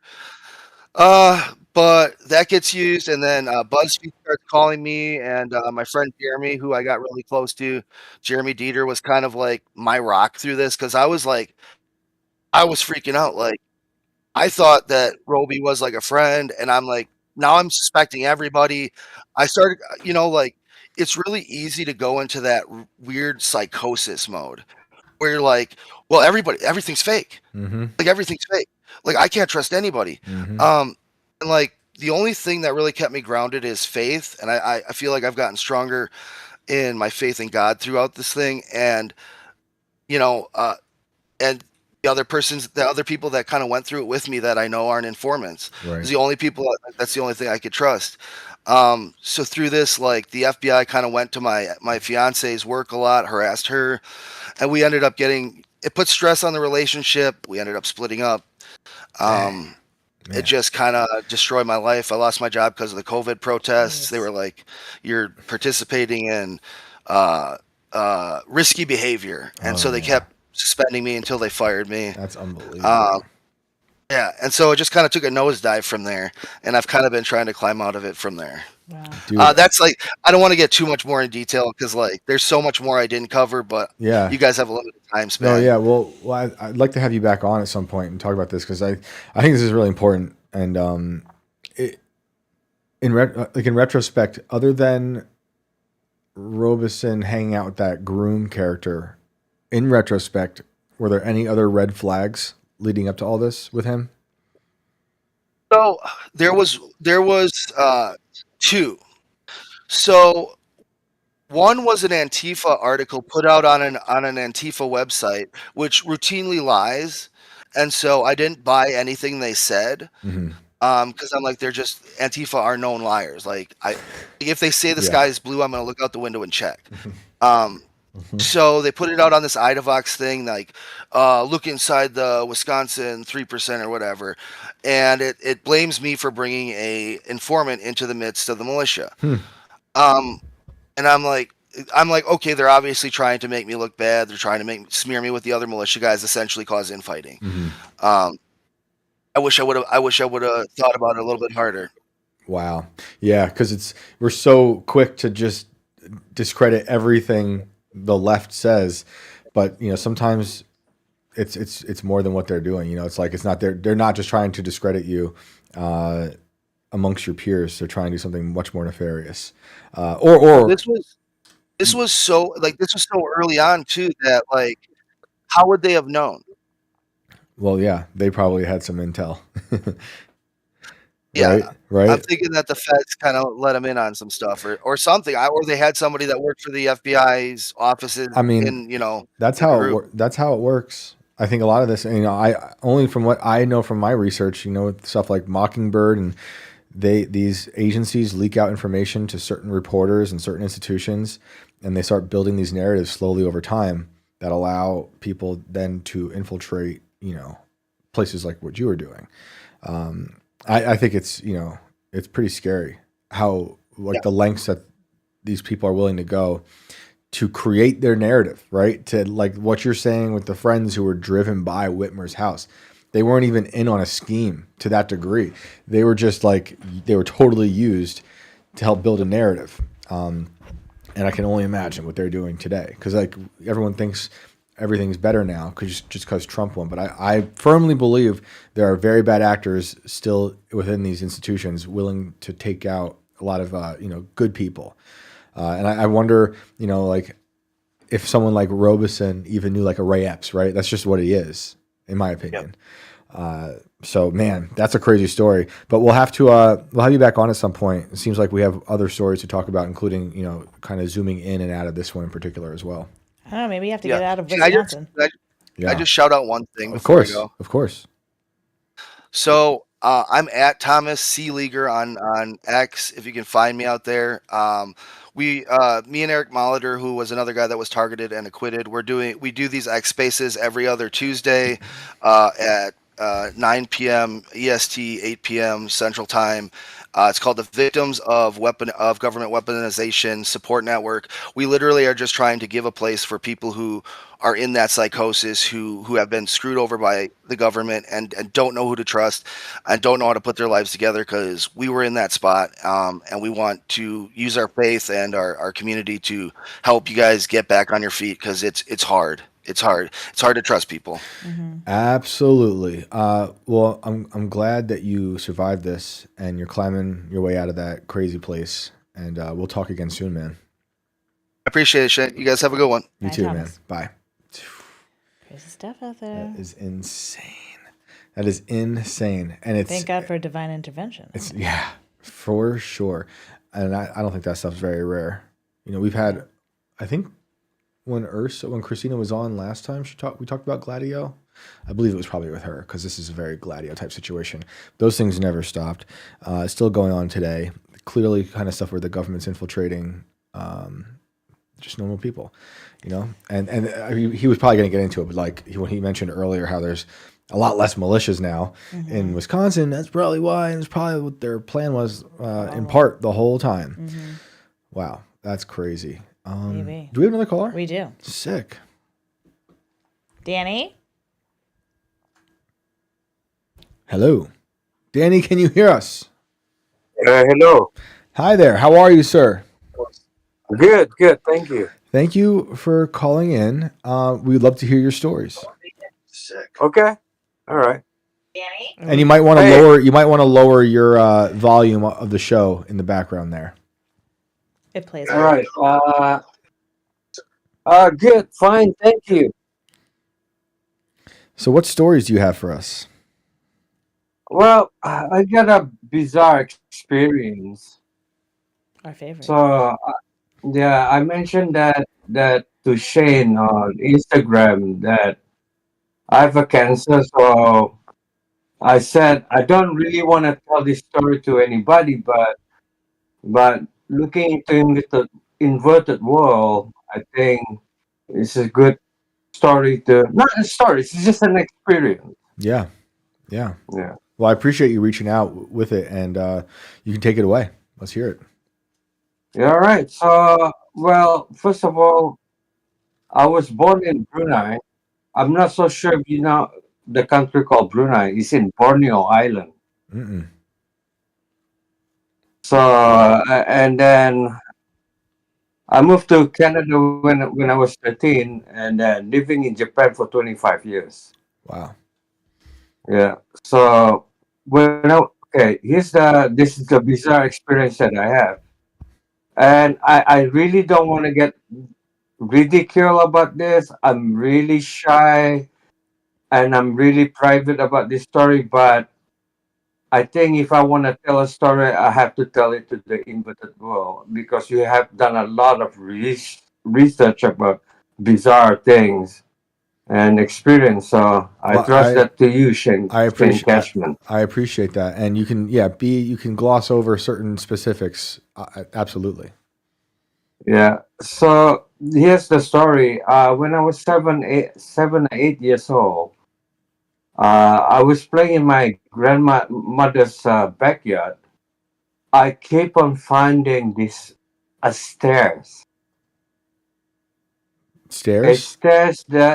and then I never reached the third third floor. I only can reach on the second floor. That's interesting. What do they look like? It's a white concrete. Just it looks like a building, to be honest. Like it's another building, but I never reached to the third floor. How many So times do you remember?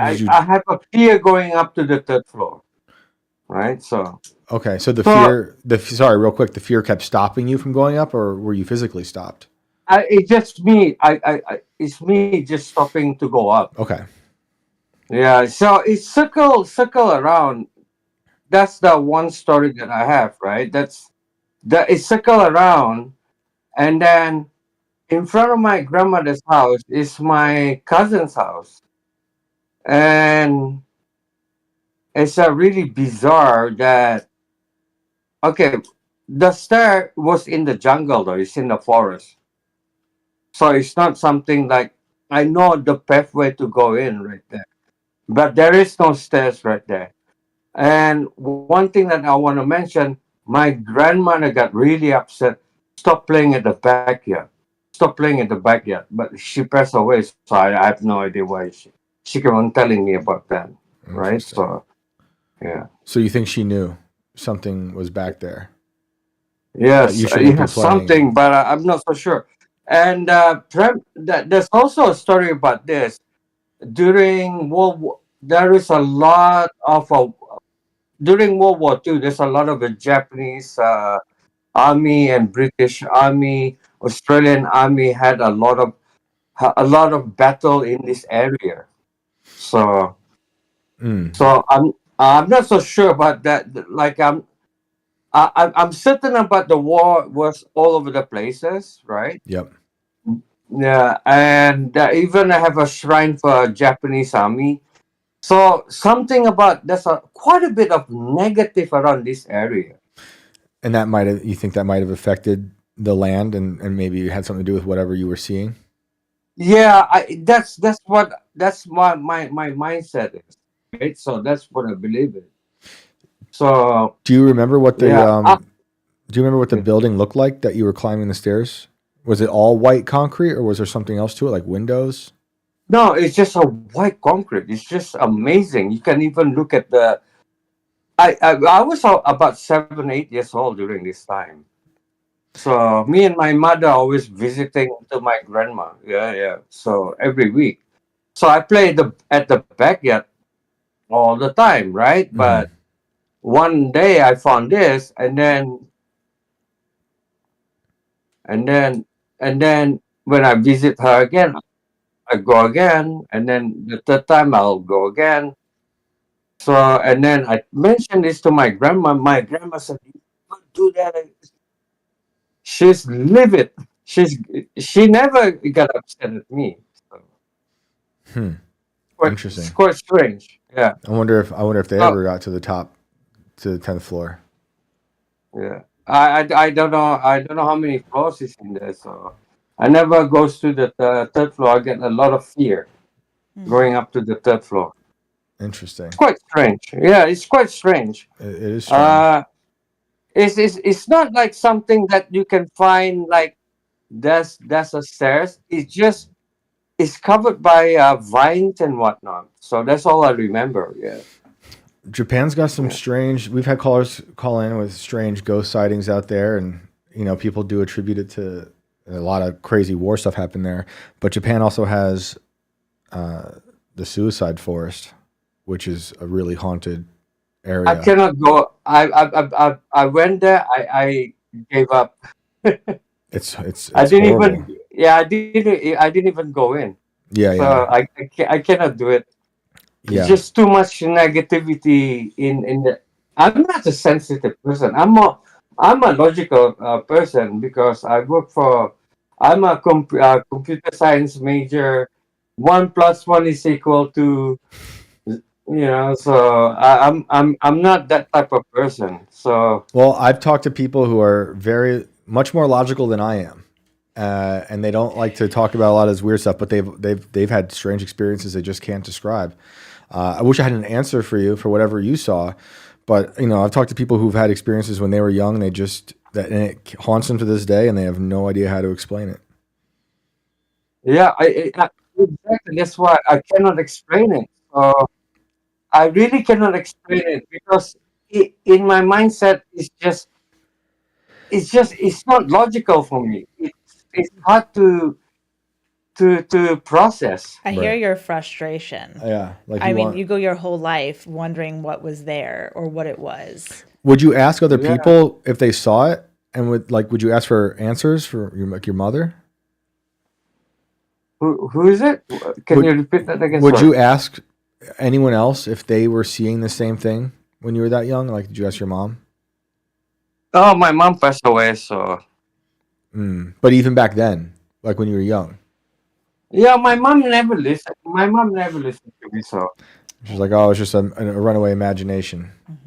yeah. So that's what she thought, I guess.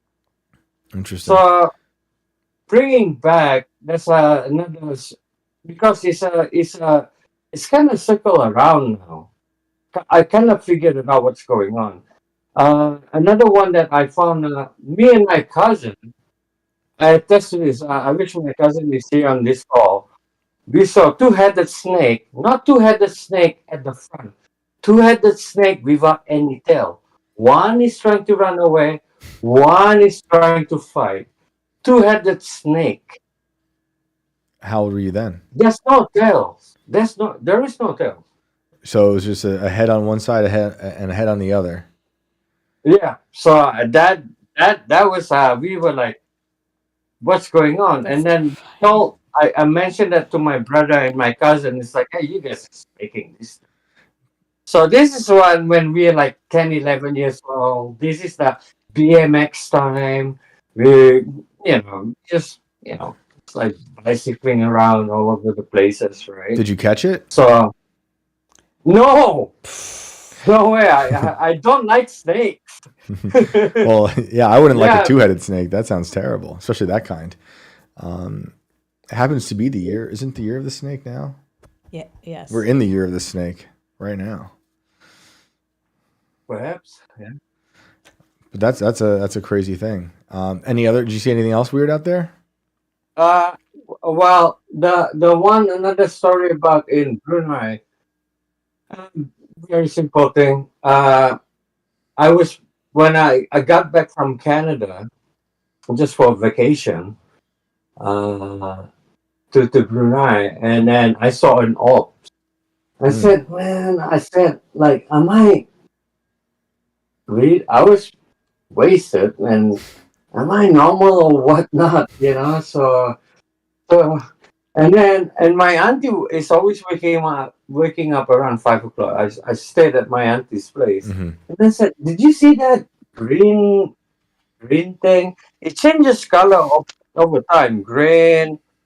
Uh, green, red, white, green, red, white. So it's like, am I crazy or am I crazy? It's like my auntie said, no, you're not. I can see it too. Okay, all right, then fair enough.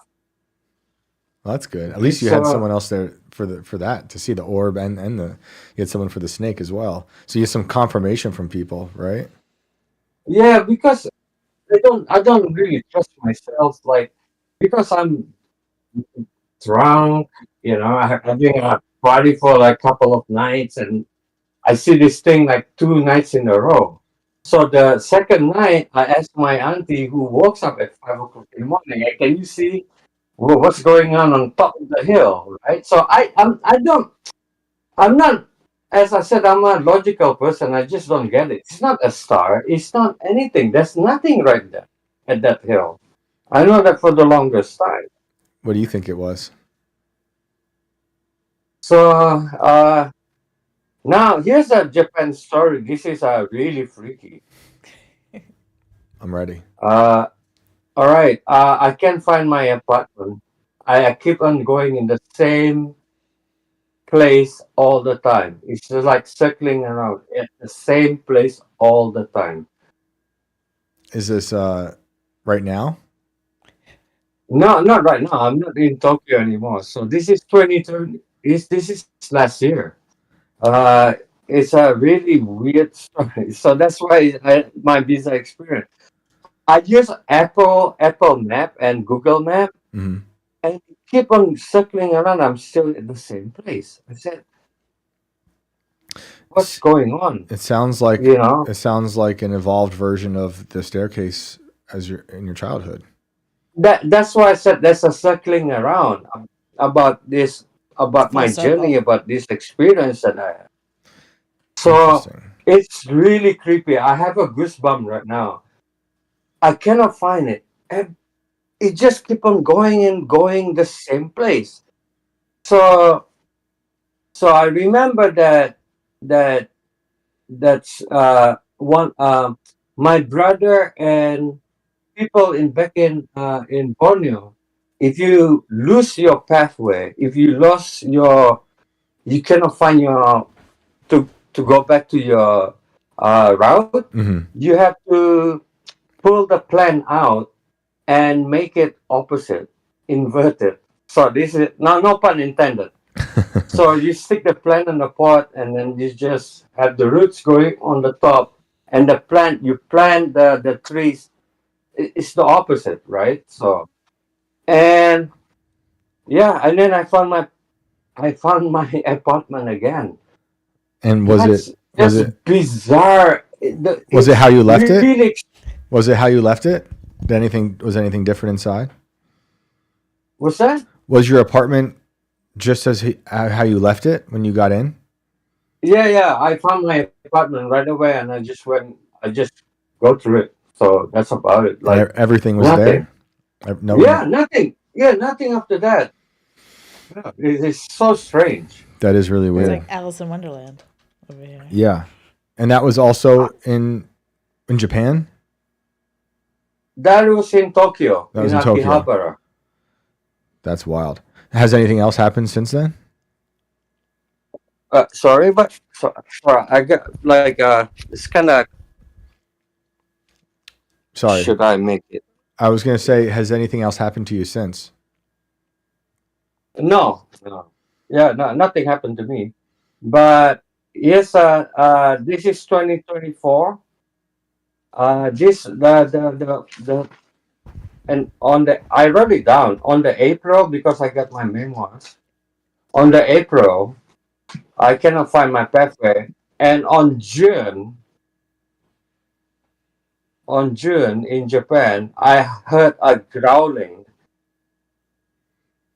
like a wolf howling, growling. I have no idea what's going on. I was using I was just watching my Netflix or whatever in my apartment in Tokyo, right? And then I hear this growling, just menacing growling. And then came down, go look outside, try to open the door from my apartment. There's a woman came down, woman coming in, just a normal regular Japanese lady, I think. I'm not so sure. And the growling stopped. Did you try to No, I did you try to record it? no, I wish I. And then I keep on asking my neighbor, it's this woman, like I never seen her before. It's like, what are you talking about, women? So we only have like, I'm on the first floor. There's first floor, second floor, and third floor. That's about it. And there's only three rooms, three rooms, three rooms. And then I know all my neighbors. And it's strangely enough, I mentioned this woman who came who just opened the door in my apartment, just coming in. I was like, I was just trying to check the howling and growling. That's it. It's You really bizarre. do you think she's like a werewolf? I don't know. Maybe she's a bitch. Who knows? I have no idea. I Sound, really don't. it's I have no very answer. it's very So interesting. yeah. So you're keeping notes of all this stuff at least, hmm and that will Yeah, I help. wrote it down. I always write. I like to write on my diary. Hmm. Yeah, but except for the stairs, that was just like my experience during my childhood.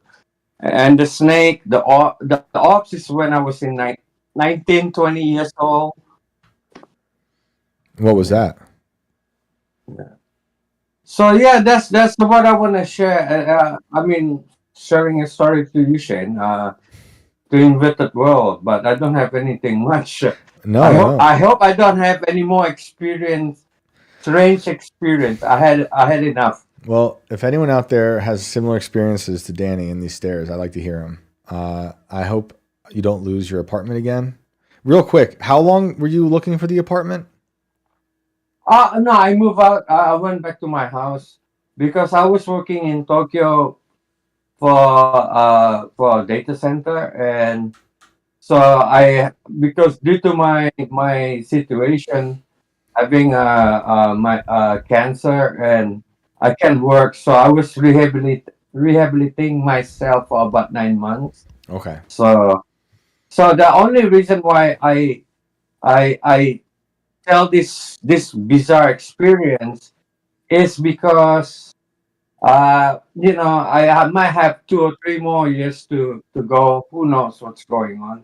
So at least I tell a story. I've never been into a podcast. I'm really shy person. I'm really nervous. I really do not know what I'm talking about. I just write it down on my memoirs, on the Tokyo one, but not on the stairs one. The stairs one is really creepy, to be honest. It's a haunting memory. Well, I'm glad you were able to call in and share with us, and Yeah. I hope you keep safe and healthy, and we'll keep in touch. Maybe we'll have you back on for more stories. Hopefully, Yeah. you don't have any more, but maybe you remember some more. Yeah. Well, I hope I don't have any more bizarre stories. All right, Danny. Good luck Be out safe, there. Danny. Yeah, thank you. Thank Bye. you, guys. I have memories from childhood that I don't know how to explain either. Speaking of stairs. Oh no. No. We actually don't know how to get out of this apartment, this house. Just stuck here. No. Me and Chris watched the movie Heretic last night with Hugh Grant. Okay. And do you know about it? Nope. Oh, Last I heard of it. Hugh Grant, he was like in trouble. Was that the 90s? Oh, was he? Wasn't he the one that like slept with a prostitute or Are you something talking and about- cheated on his wife? Richard Gere, maybe. No, No, that's a different type of trouble. No, I have no idea. I don't know. Maybe he did. He's a little bit of a nut, but he's great. Yeah. I remember liking him. I haven't seen anything with him in a while though. You should watch it. It's Okay. about basically like these two Mormon girls show up to Hugh Grant's house, Okay. and he invites them in, and they like, he wants to talk about religion, and Mm-hmm. he's like pretty much like a crazy person, but he plays this game of like cat and mouse with them, and he makes them at one point make a decision between going down the steps that is belief or the steps that is disbelief. It's pretty much all to the same, Ooh. but like yeah. it's really creepy. Interesting. You liked it? Loved it. Did Chris like it? Chris loved it too. Because Chris he's very critical. Yes. No, he loved it a movies. lot. Okay. He actually watched it twice. He watched it first and then made me watch it last night. I thought Okay. it was pretty good. Cool. There was some like weird stuff about it, but it was good for a horror flick, I can't think of the last movie I saw. It's probably Top Gun. No, you said Nosferatu. Oh yeah, Which yeah. was- Thank that's you. just terrible. Thank you. Wait, you didn't like it? I watched like 20 minutes and I couldn't do it anymore. Love it. No, Chris it's probably not hated good. it. Yeah, he hated it too. Yeah. Absolutely terrible. Yeah, I think we have very similar tastes in movies, and also not at all. Nosferatu. Well, you only watch like one movie a year. So Yeah. we watch a movie a night. Well, yeah, I wish I did that. If I watch, I tried watching something recently. It was some documentary. I don't remember, but I liked Nosferatu. I thought it looked interesting, and it was dark, but it was just really a retelling of. It was a remix of Dracula, and Sure, that wasn't Nosferatu? that's what I'm saying. Oh, yeah, Nosferatu yeah. is a mix of just Dracula and I'm spacing on the other vampire know. movie of Nosferatu, the original Nosferatu, and Bram Stoker's Dracula. It's the same script basically, just with updated visuals. But I liked it. I like that. I like the movie director, even though that Eggers is the director is kind of a nut job ideologically. The Witch is actually a terrifying movie, I think. We watch it. I don't remember much about it anymore, but It looks not really good. my cup of tea. It looks good. I like those like New England horror stories, like The Witch. Like it reminds me of Nathaniel Hawthorne. We read like back in was that October already when I read that? Yeah, it was probably around Halloween. I can't remember Yeah, anymore. yeah. Days go by. Days go And by the way, by. today was daylight savings, and I think some of our audience like either forgot that or like think we were confused about the right. time. I didn't even think about that. I didn't. Yeah. I forgot about it. You even reminded me, and I I know. I forgot about keep. it. Yeah, I have to remind myself like every day so I don't forget. We got to go back to just hand cranking clocks. Because digital clocks. I love that Do it just for does you. for you. No, I like to do it. Like really, Oh, God. it makes me feel the time. It makes time real because it's not otherwise. Yeah. That was some story. Interesting. That was some story. Crazy. All right. Well, that was a fun episode. It is funny though how like you have these experiences as a child and you just can't get over them. I know how many callers have had that. I know. Like where it's like, I don't know what this was, but well, if you have stories you want to share with us, you can reach out to me at shanecashman@scanner.com. That's SCNR.com. Or you can hit me up on Instagram and Twitter. Honestly, some people do that, like Danny. Yeah, cool. And I will get back to you. So we'll have you call in. Appreciate you guys tuning in today. And thank you to Husha. She sent us another 20 in super chats. Oh, that's amazing. Thank you she's so great. much. Appreciate that. Yep. Anything else I'm forgetting? Probably something. I don't think so. No, we're good. We're good. We had a great show. We did it. People could hear us all right. Yeah, one person said your stream. They're not showing your stream. I don't know what that meant. Like, Rumble? well, we had a delay on Rumble, but we're good on Rumble. Yeah, something's happening on Rumble. I don't know. I can't keep up with Rumble, but they were saying on YouTube. Maybe it's just that they're not showing it in the live section. Interesting. So you have to like search for us. Interesting. The feds don't want Well, they just love us here. so. Becca's information. Well, that's why getting we're out. on Rumble too now. So All follow right. us there too. Well, till next time, we will see you next week. Have a good one.